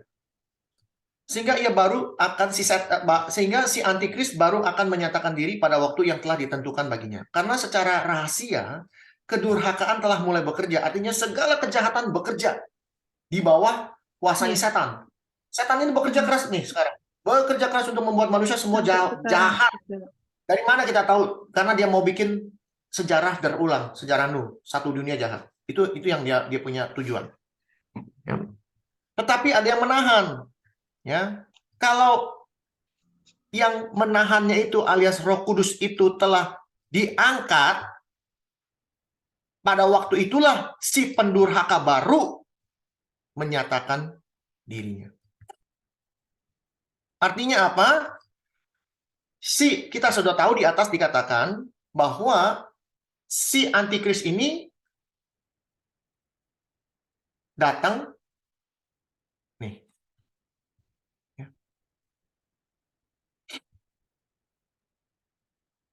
Harus datang dulu sebelum Kristus datang. Setuju? Antikris ini harus datang dulu sebelum Kristus datang.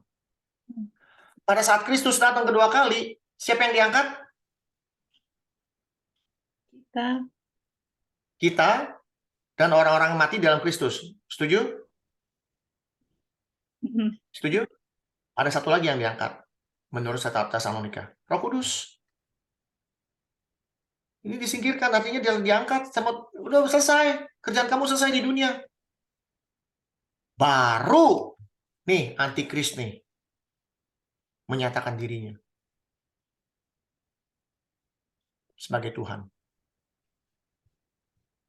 Saya Tuhan. Karena udah nggak ada Roh Kudus.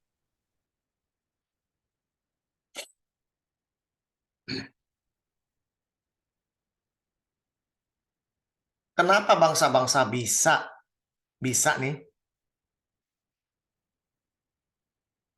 Sebenarnya Bu, ada dua arti di sini bangsa-bangsa ya. Dan saya lebih setuju arti yang kedua. Ini karena ngomong ini memang agak membingungkan, tapi saya nggak bingung. Di kepala saya nggak bingung. Nih, ia akan pergi menyesatkan bangsa-bangsa pada tempat penjuru bumi. Ini ada dua arti. Arti yang pertama, bangsa-bangsa yang tadinya nggak diangkat nih, nggak diangkat. Mereka hidup damai. Ya.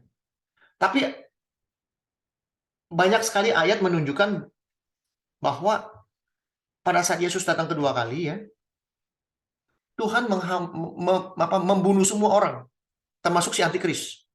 Dibunuh. Orang yang tidak kenal Tuhan, yang jahat sekarang itu semua dibunuh oleh napasnya Tuhan. Ya. Nih.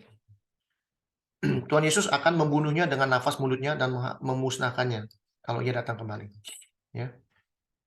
Kedatangan si pendurhaka itu adalah pekerjaan iblis. Ingat tuh, pekerjaannya iblis. Disertai mujizat-mujizat bla bla bla bla bla bla bla. Ya. Jadi dan Wahyu 20 mengatakan 19, sorry. Nih, mundurnya 19. Ya.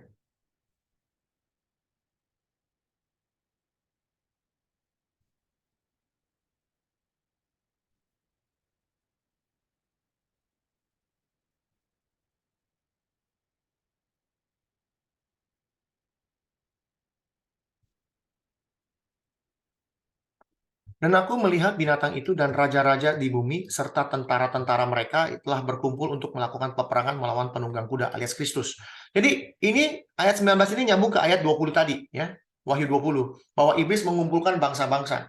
Di sini ceritanya. Jadi ayat 19 itu cerita perangnya, tapi ayat 20 itu ngasih tahu bagaimana caranya iblis mengumpulkan tentara-tentaranya untuk berperang melawan Tuhan. Zakaria memberitahu bahwa bagaimana Tuhan turun ke dunia menghancurkan tentara-tentara ini. Ngerti ya? Kira-kira ngerti nggak? Apa masih belum ngerti? Masih belum. Oke, saya ulang pelan-pelan. Menurut Wahyu 20, iblis dilepaskan. Dia menyesatkan bangsa-bangsa. Menyesatkan bangsa-bangsa di sini ada dua arti menurut saya. Yang pertama adalah bangsa-bangsa yang benar-benar masih hidup, yang nggak keangkat. Lalu pertanyaannya, kenapa bangsa ini tidak bisa percaya lagi kepada Tuhan? Karena Roh Kudus ikut diangkat. Tugasnya selesai. Jadi tidak ada kesempatan kedua untuk orang-orang yang tidak pernah diangkat Tuhan. Tidak ada kesempatan kedua. Kalau ada kesempatan kedua, saya nggak mau diangkat sama Tuhan. Atau saya masih mau melakukan kejahatan. Karena ada kesempatan kedua. Ini yang bikin manusia jadi tambah jahat. Karena mereka pikir ada kesempatan kedua. Setuju, Bu? Ya, tidak ada bonus. Kita berpikir tidak ada kesempatan kedua hari ini juga. Mulai detik hari ini kita mau menjaga kekudusan kita. Kita mau diangkat yang pertama. Tapi pengajar-pengajar pengecut, pengajar-pengajar yang takut mati, pengajar-pengajar yang kurang ajar ngajarin orang, ada kesempatan kedua. Kerjaan siapa? Kerjaan si iblis. Saya ngasih tahu itu. Saya ngomong apa adanya loh. Supaya manusia tenang-tenangnya, nyantai. Kita nggak diangkat, nggak apa-apa, ada kesempatan kedua. Nanti pada saat Yesus datang, bisa besok saya masih berdosa, nggak apa-apa. Kita ada kesempatan kedua. Oh, kita ada Kristus, kita bisa percaya. Ntar dulu. Wahyu 20 bilang tuh, nggak main-main nih Wahyu 20.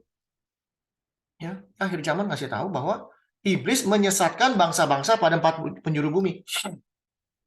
Kenapa bisa disesatkan? Karena nggak ada Roh Kudus. Nggak ada yang nahan dia, nggak ada yang bisa nahan. Nggak ada yang bilang, nah jangan, enggak. Ayo, perang, udah. Nggak pakai mikir lagi, udah. Kesatu. Itu interpretasi yang pertama. Interpretasi kedua, bangsa-bangsa ini bangsa-bangsa yang udah mati semua. Jadi bangsa-bangsa yang jahat, yang pada Yesus datang kedua kali, yang mati di dalam Kristus diangkat, Roh Kudus diangkat, orang-orang yang masih hidup percaya kepada Kristus diangkat. Yang di bawah semua disikat sama Tuhan, habis dengan napasnya. Maka dikatakan di atas, orang-orang mati yang lain tidak bangkit. Artinya, satu bumi habis semua, selesai, nggak ada orangnya. Lalu pertanyaannya, bagaimana caranya si iblis menyesatkan bangsa-bangsa? Karena pada saat iblis dilepaskan, bangsa-bangsa ini dibangkitkan kembali sama Tuhan. Bangsa-bangsa yang di bumi dibangkitkan kembali. Dibangkitkan untuk apa? Untuk kematian kedua. Nih. Kematian kedua.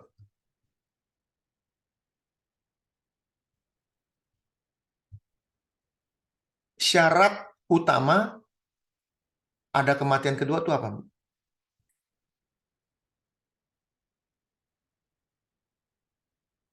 Syarat utama ada kematian kedua itu apa? Ada yang bisa kasih tahu jawaban? Menolak Tuhan Yesus dan menghujat Roh Kudus. Kalau mau Ya. dispesifikkan, itu oke aja. Tapi syarat utama untuk bisa mengalami kematian kedua harus ada apa dulu? maksudnya secara pribadi atau secara Bangkitan, umum? bangkit. Ya, tuh jawabannya udah jawab tuh sama Pak. Harus ada kebangkitan dulu, Bu. Iya, dibangkitkan untuk dibinasakan. Iya, hidup, dia mati. Lalu dia bangkit. Mati lagi, kematian kedua. Jadi syarat untuk masuk ke dalam kematian kedua dia harus bangkit dulu. Ini dia, Tuhan bangkitkan. Tuhan bangkitkan bangsa-bangsa ini, ya. Nih.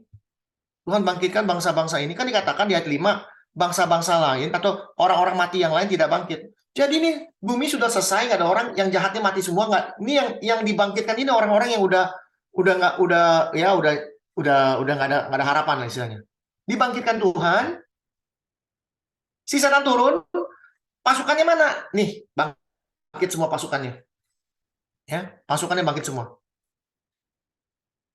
Dan dikatakan jumlahnya itu seperti pasir di laut. Artinya apa? Dari dunia dijadikan, sejak Adam sampai hari itu, semua tuh yang mati di luar Tuhan, itu bangkit untuk melawan Tuhan. Ini yang saya lebih setuju. Jadi kalau dibilang, oh ada kesempatan kedua dong. Nah, ini dia, ada kesempatan kedua nih orang yang hidup damai di bumi, segala macam. Udah enggak. Udah enggak. Ya, lihat tuh. Maka naiklah mereka ke seluruh dataran bumi. Lalu bilang, mengepung perkemahan tentara orang-orang kudus dan kota yang dikasihinya. Berarti ada di bumi dong. Memang ada di bumi. Karena apa? Zakaria. Tuhan datang ke dunia untuk perang lawan mereka.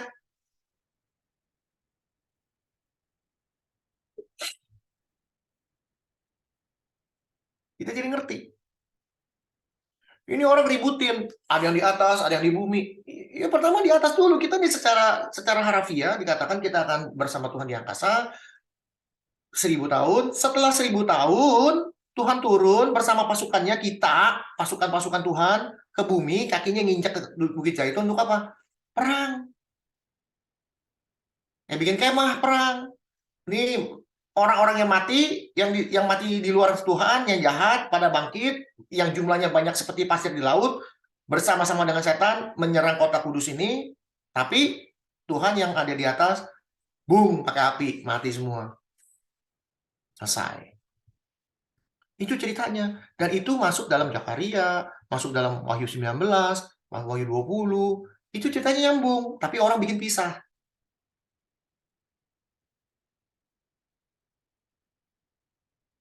Gitu loh. Itu yang akan terjadi. Ya.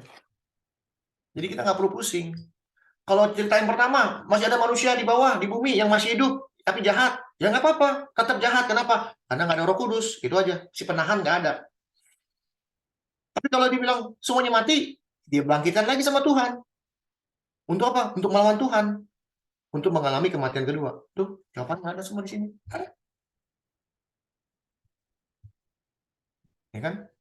Dan iblis yang menyesatkan mereka dilemparkan ke dalam lautan api. Lihat, iblis yang namanya setan itu udah nggak perlu diadilin, nggak ada pengadilan, nggak ada, langsung dilemparin ke lautan api. Yaitu tempat binatang dan nabi palsu. Orang berpikir dengan kalimat ini berarti si nabi palsu juga dijemput. Enggak. Lautan api dan belerang itu tempat binatang dan nabi palsu. Tapi si iblis ini langsung dilemparin, nggak pakai pengadilan. Tapi nabi palsu diadilin. Tuh, tata putih, di hadapannya lenyaplah bumi dan langit, tidak ditemukan lagi. Aku melihat orang besar, orang mati. Nah, ini yang ayat 5 tadi, dibangkitkan tadi. Ya, berdiri. Karena mereka ketangkep. Kalah mereka. Lalu mereka ya kan, dihakimi menurut perbuatan mereka. Bla bla bla bla bla bla bla bla. Ya kan? Maut dalam api, itulah kematian kedua. Dan setiap orang yang tidak ditemukan namanya tertulis dalam kitab kehidupan itu, ia dilemparkan ke dalam lautan api itu. Tempat di mana nabi palsu dan binatang alias si setan. The end. Itu ceritanya begitu. Nggak sulit. Nggak sulit. Benar-benar nggak sulit. Yang penting sini adalah hikmat, pengertian. Jadi kita nggak perlu bilang, wah gimana ya, Tuhan nanti di atas ada bumi. Dua-duanya. Memerintah 1000 tahun di atas, perang melawan setan dan tentara yang banyak pasir di laut di bumi. Menurut apa? Zakaria, menurut Wahyu 19, menurut Wahyu 20. Gitu. Kira-kira jelas nggak, Bu? Atau kurang jelas? Jelas. Nah, yang nggak jelas imajinasi saya sendiri. Berarti setelah Tuhan Yesus datang, kita diangkat ke awan-awan itu, tidak langsung ke surga ya. Yang padahal tadi disebutkan bersama Tuhan Yesus selamanya, yang artinya kekal. Nah, di situ yang membingungkan Pak Hendrik. Karena kalau imajinasi saya, kalau imajinasi saya, setelah kita nanti diangkat di awan-awan, nah disitulah karena kita sudah diubahkan dengan tubuh yang baru dan yang bangkit, orang benar yang lainnya, saudara-saudara kita juga telah dibangkitkan. Nah, di situ sudah tidak lagi terkait sama bumi ini. Seperti itu. Pak Hendrik, ini imajinasi saya. Mungkin saya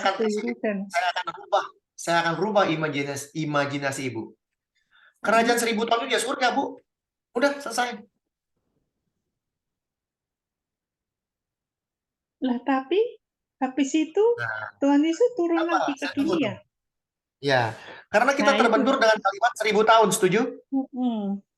Nah, kenapa 1000 tahun? Pertanyaan buat Ibu. Kita merdeka sudah berapa lama, Bu? Apa, Pak? Bangsa Indonesia merdeka udah berapa lama? 70 sekian. Anggap 70 tahun, Bu. Jadi negara Indonesia ini adalah negara 70 tahun. Setuju? Hmm, Kan seperti ulang orang tahun ke-70. merdeka negara. Ya pokoknya negara Indonesia di luar ini ya, di luar Nusantara ya, zaman kerajaan-kerajaan dulu Kak. Indonesia itu kan tahun 1945 merdeka, itu ulang tahun istilahnya, lahir baru.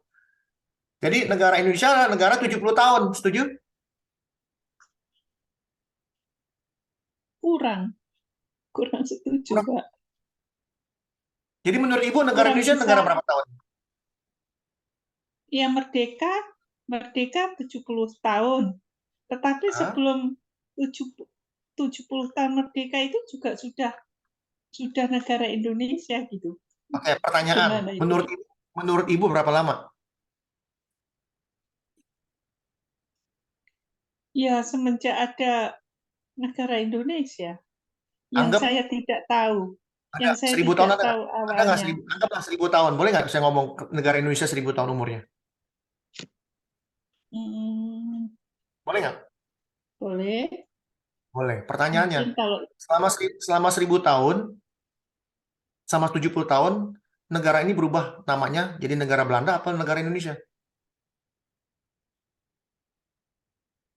Indonesia, Indonesia sama. Kerajaan 1000 tahun itu cuma waktunya.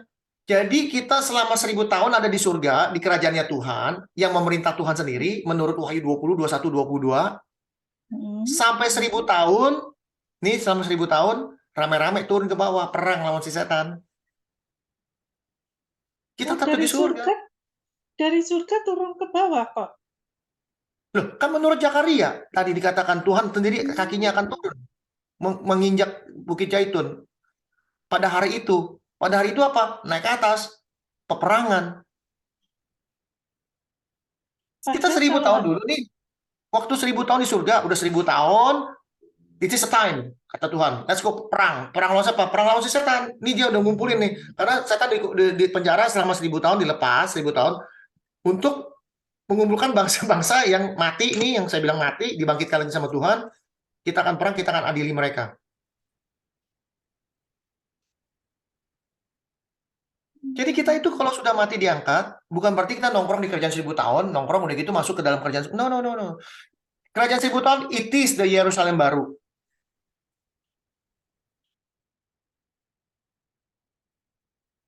Ya. Cuman istilahnya kerajaan, memang membingungkan, tapi sebenarnya nggak perlu bingung, Bu. Kerajaan Nusantara namanya sama Indonesia, sama 1000 tahun, ya tetap negara Indonesia. Cuman bedanya tinggalnya udah 1000 tahun gitu loh. Setelah 1000 tahun, 1001 jadi bukan Indonesia, bukan, tetap Indonesia. Kerajaan 1000 tahun, setelah 1000 tahun kerajaannya hilang. Kira-kira gitu. Enggak kan? Betul nggak, Bu? Nggak hilang kerajaannya. Kerajaan Tuhan nggak pernah hilang. Jadi pemikirannya harus ke sana. Kok udah 1000 tahun, kerajaannya hilang dong? Kita kemana setelah 1000 tahun? Nah, kira-kira gitu. Jangan pusing, nggak akan hilang. Dia tetap di sana kerajaannya. Lalu dengan bumi yang baru Islam, ya udah. Anggap nih, sebelum bumi diciptakan, awal asal muasal, sebelum bumi diciptakan, ya, Tuhan sudah punya nggak kerajaan? Belum, Pak. Kenapa? Karena Tuhan masih melayang-layang. Melayang-layang di samudera. Berarti dia nggak punya kerajaan. Ntar dulu, bos. Sebelum manusia diciptakan, Tuhan sudah menciptakan malaikat, kerajaan surga. Dia sudah ciptakan itu. Lalu setan jatuh ke dalam dosa, maka Tuhan menciptakan neraka khusus untuk dia nanti, suatu hari nanti. Jadi sudah ada kerajaannya, sudah ada sebelum dunia dijadikan. Bumi itu belum berbentuk dan kosong. Ya, Tuhan sudah membuat kerajaan dia sendiri. Dan kerajaan itulah yang akan disebut kerajaan 1000 tahun. Gitu loh. Nah, bagaimana dengan Yerusalem baru, bumi yang baru? Ya nggak apa-apa, nanti Tuhan hancurkan bumi yang baru. Jadi dianggap bikin bumi baru, di mana nanti kita manusia akan tinggal di sana, bumi yang baru, di dalam kerajaan Tuhan. Gitu. Dan itu buat saya, ya itu imajinasi lah masing-masing. Tapi yang pasti kita akan hidup bersama-sama dengan Tuhan selama-lamanya. Itu artinya. Kita akan hidup bersama-sama dengan Tuhan selama-lamanya.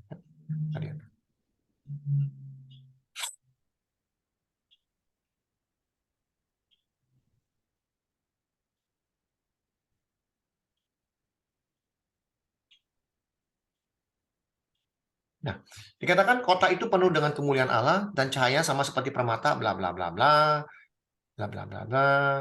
Kota itu bentuknya 4 persegi, panjangnya begini-begini. Apa tambah ke waduh susah amat, banyak benar.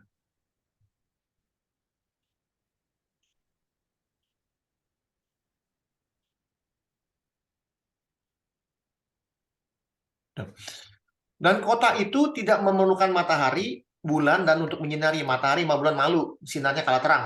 Sebab kemuliaan Allah meneranginya dan anak domba itu adalah lampunya. Dan bangsa-bangsa akan berjalan di dalam cahayanya dan raja-raja di bumi. Bumi yang mana? Bumi yang baru. Nih. Langit dan bumi yang baru. Ya. Raja-raja di bumi membawa kekayaan mereka kepadanya. Dan pintu-pintu gerbangnya tidak akan tertutup. Tidak akan ditutup pada siang hari. Sebab malam tidak ada lagi. Kekayaan dan hormat bangsa-bangsa akan dibawa kepadanya. Tapi tidak akan masuk ke dalamnya sesuatu yang najis, orang yang melakukan kekejian, dusta. Nah, itu.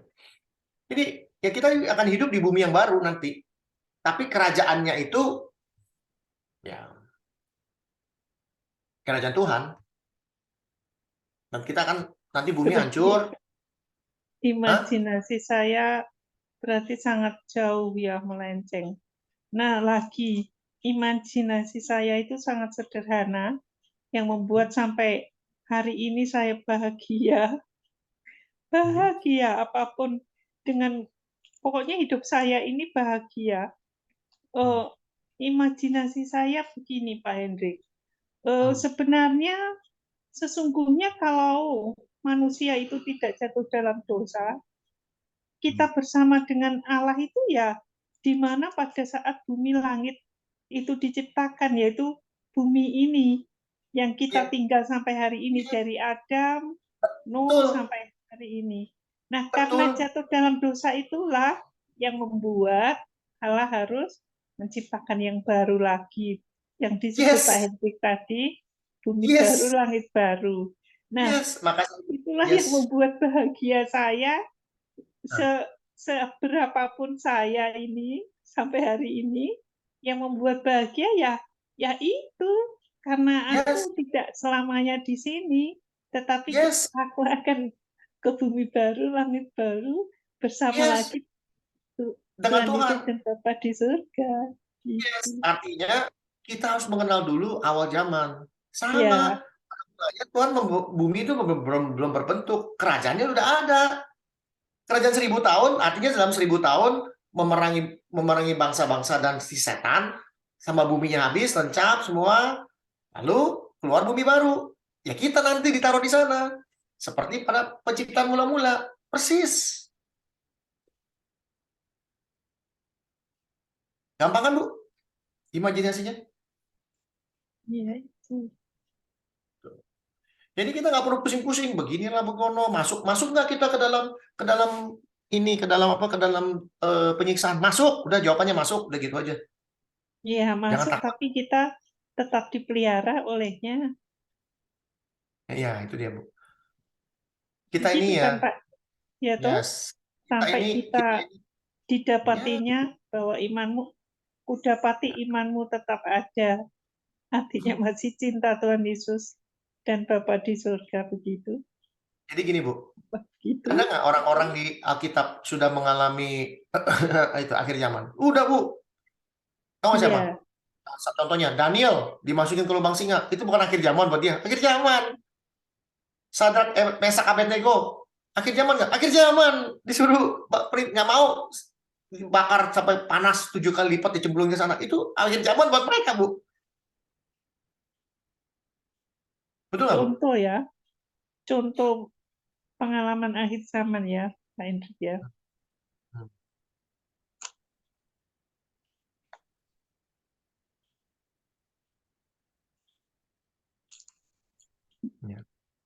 Banyak pengalaman akhir zaman tuh, banyak sekali Alkitab. Terutama para nabi matinya aneh-aneh tuh, kasihan. Ya.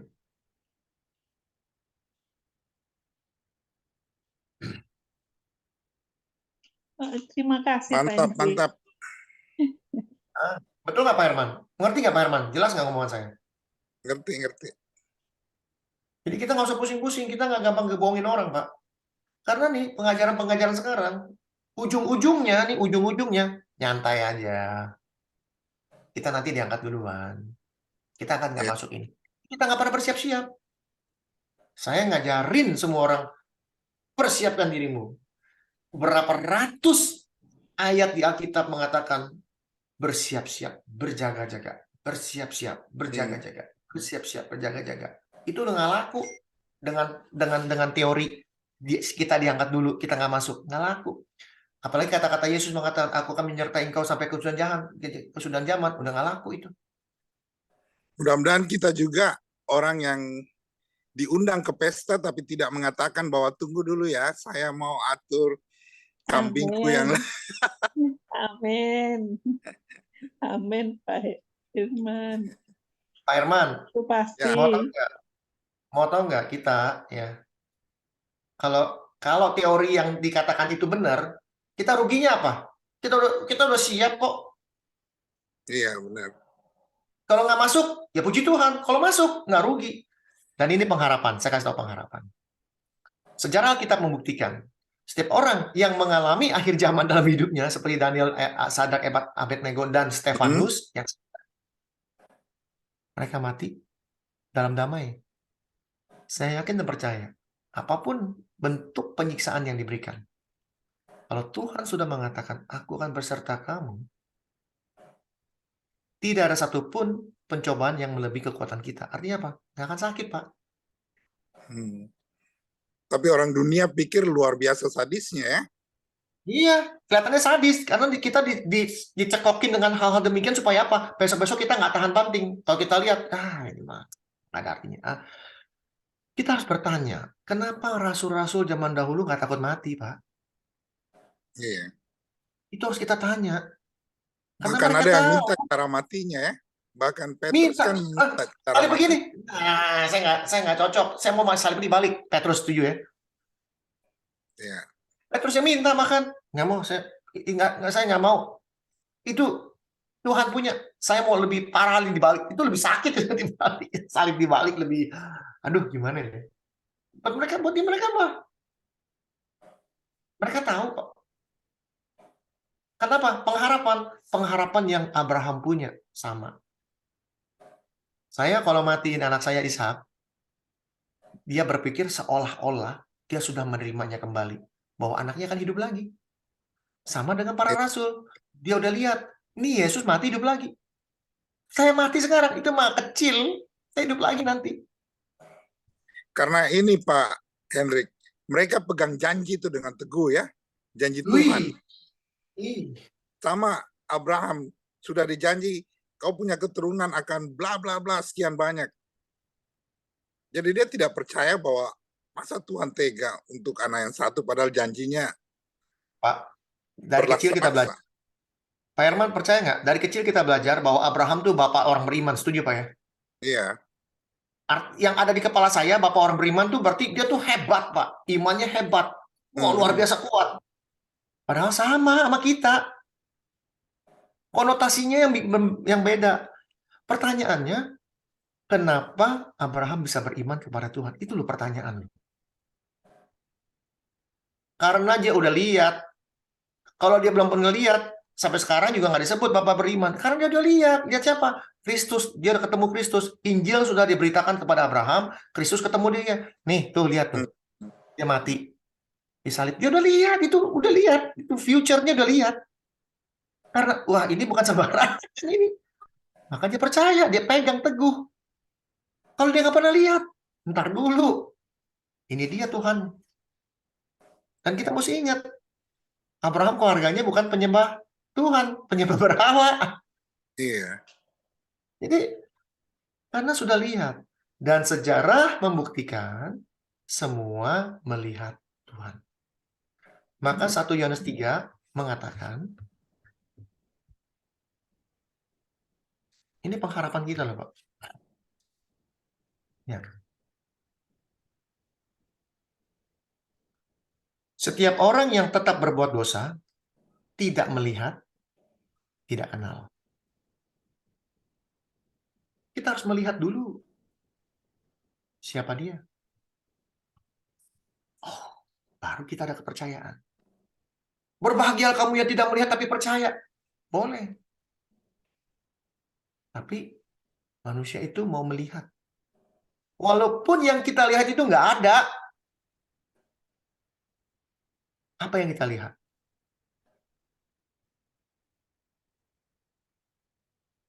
Apa yang kita lihat?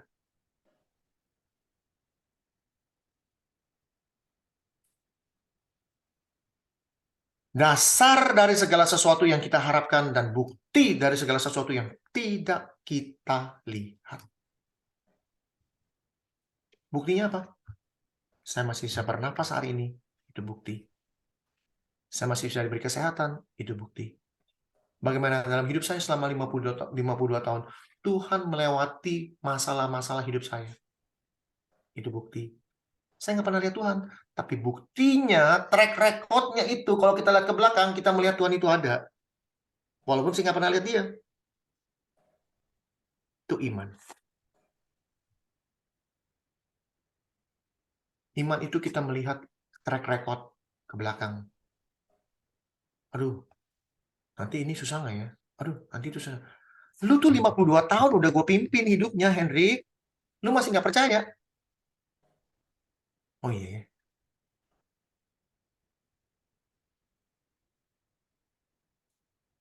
Lu punya utang dulu berapa miliar? Lu bilang lu nggak usah bayar. Sekarang mana? Lu lunas. Siapa yang lunasin? Lu. Bukan.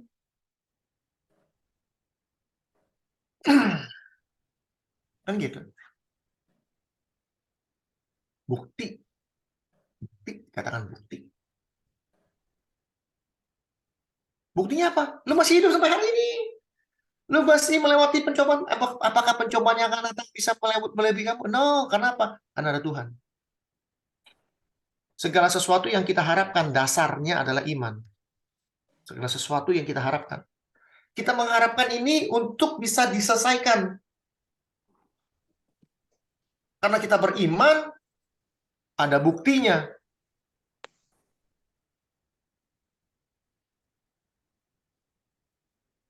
Itulah Ibrani 11, arti kata iman. Berbahagia mereka yang tidak melihat tapi percaya. Betul, saya nggak pernah lihat dia, tapi saya percaya. Kenapa? Karena track record saya. Saya bisa ada sampai hari ini. Karena saya lihat track recordnya Tuhan. Tapi saya nggak pernah lihat dia. Itu maksudnya. Jangan membabi buta, menerjemahkan bahasa apa Alkitab tuh sembarangan. Sehingga kita tuh kenal Tuhan tuh sembarangan, beneran. Jadi Tuhan tuh kayak babunya kita. Di sini semua adalah kita yang lakukan. Kita lakukan, kita jaga. Tuhan yang turut bekerja dalam hidup kita. Sehingga pada saat kita bisa sukses, kita bisa ini, kita bisa itu, apa yang mau dibanggain? Tuhan yang bikin kita sukses. Tuhan yang bikin kita sampai hari ini. Dia turut bekerja dalam hidup kita. Make sense nggak ngomong saya, Pak? Ya.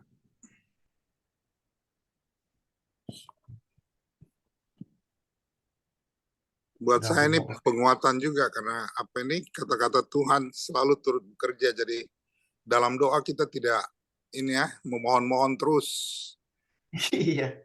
Sampai ada pendoa bilang kita kalau berdoa itu banyakkan orang kayak doa ulang tahun. Semoga ini minta. Jadi saya mau siap-siap mau kerja, jadi saya Ya. Saya Ini juga mau sudah pamit. setengah Pak 12. Ya, Pak. Terima kasih Ibu Pak Irman Ruth semua. atas pertanyaannya. Kita dapat Ya, Ibu Ruth. pengungkapan luar kita biasa. dapat pemahaman segala macam, kita dapat semua ini hari ini. Ya, thank you juga Pak Henrik. Ya, Oh, Mas jangan Dik, thank you. masih Saya ada nggak kah? tahu apa-apa, Pak. Selamat, Nggak tahu apa-apa. selamat berkarya Pak Hendrik. Selamat Ya, sama-sama. istirahat Pak Hirman dan Ya, Bu. semuanya Pak Nggak tahu Jerry. Ibu Mas Ayu masih ada nggak ya? Masih Iya. tuh kayaknya rekamannya masih menyala itu. Oh ya, Ibu Ayu, Masih rekamannya ya. Bu. iya. Gimana Pak Selamat Henry? malam. Rekamannya. Ayo Tuhan berkati. Ya.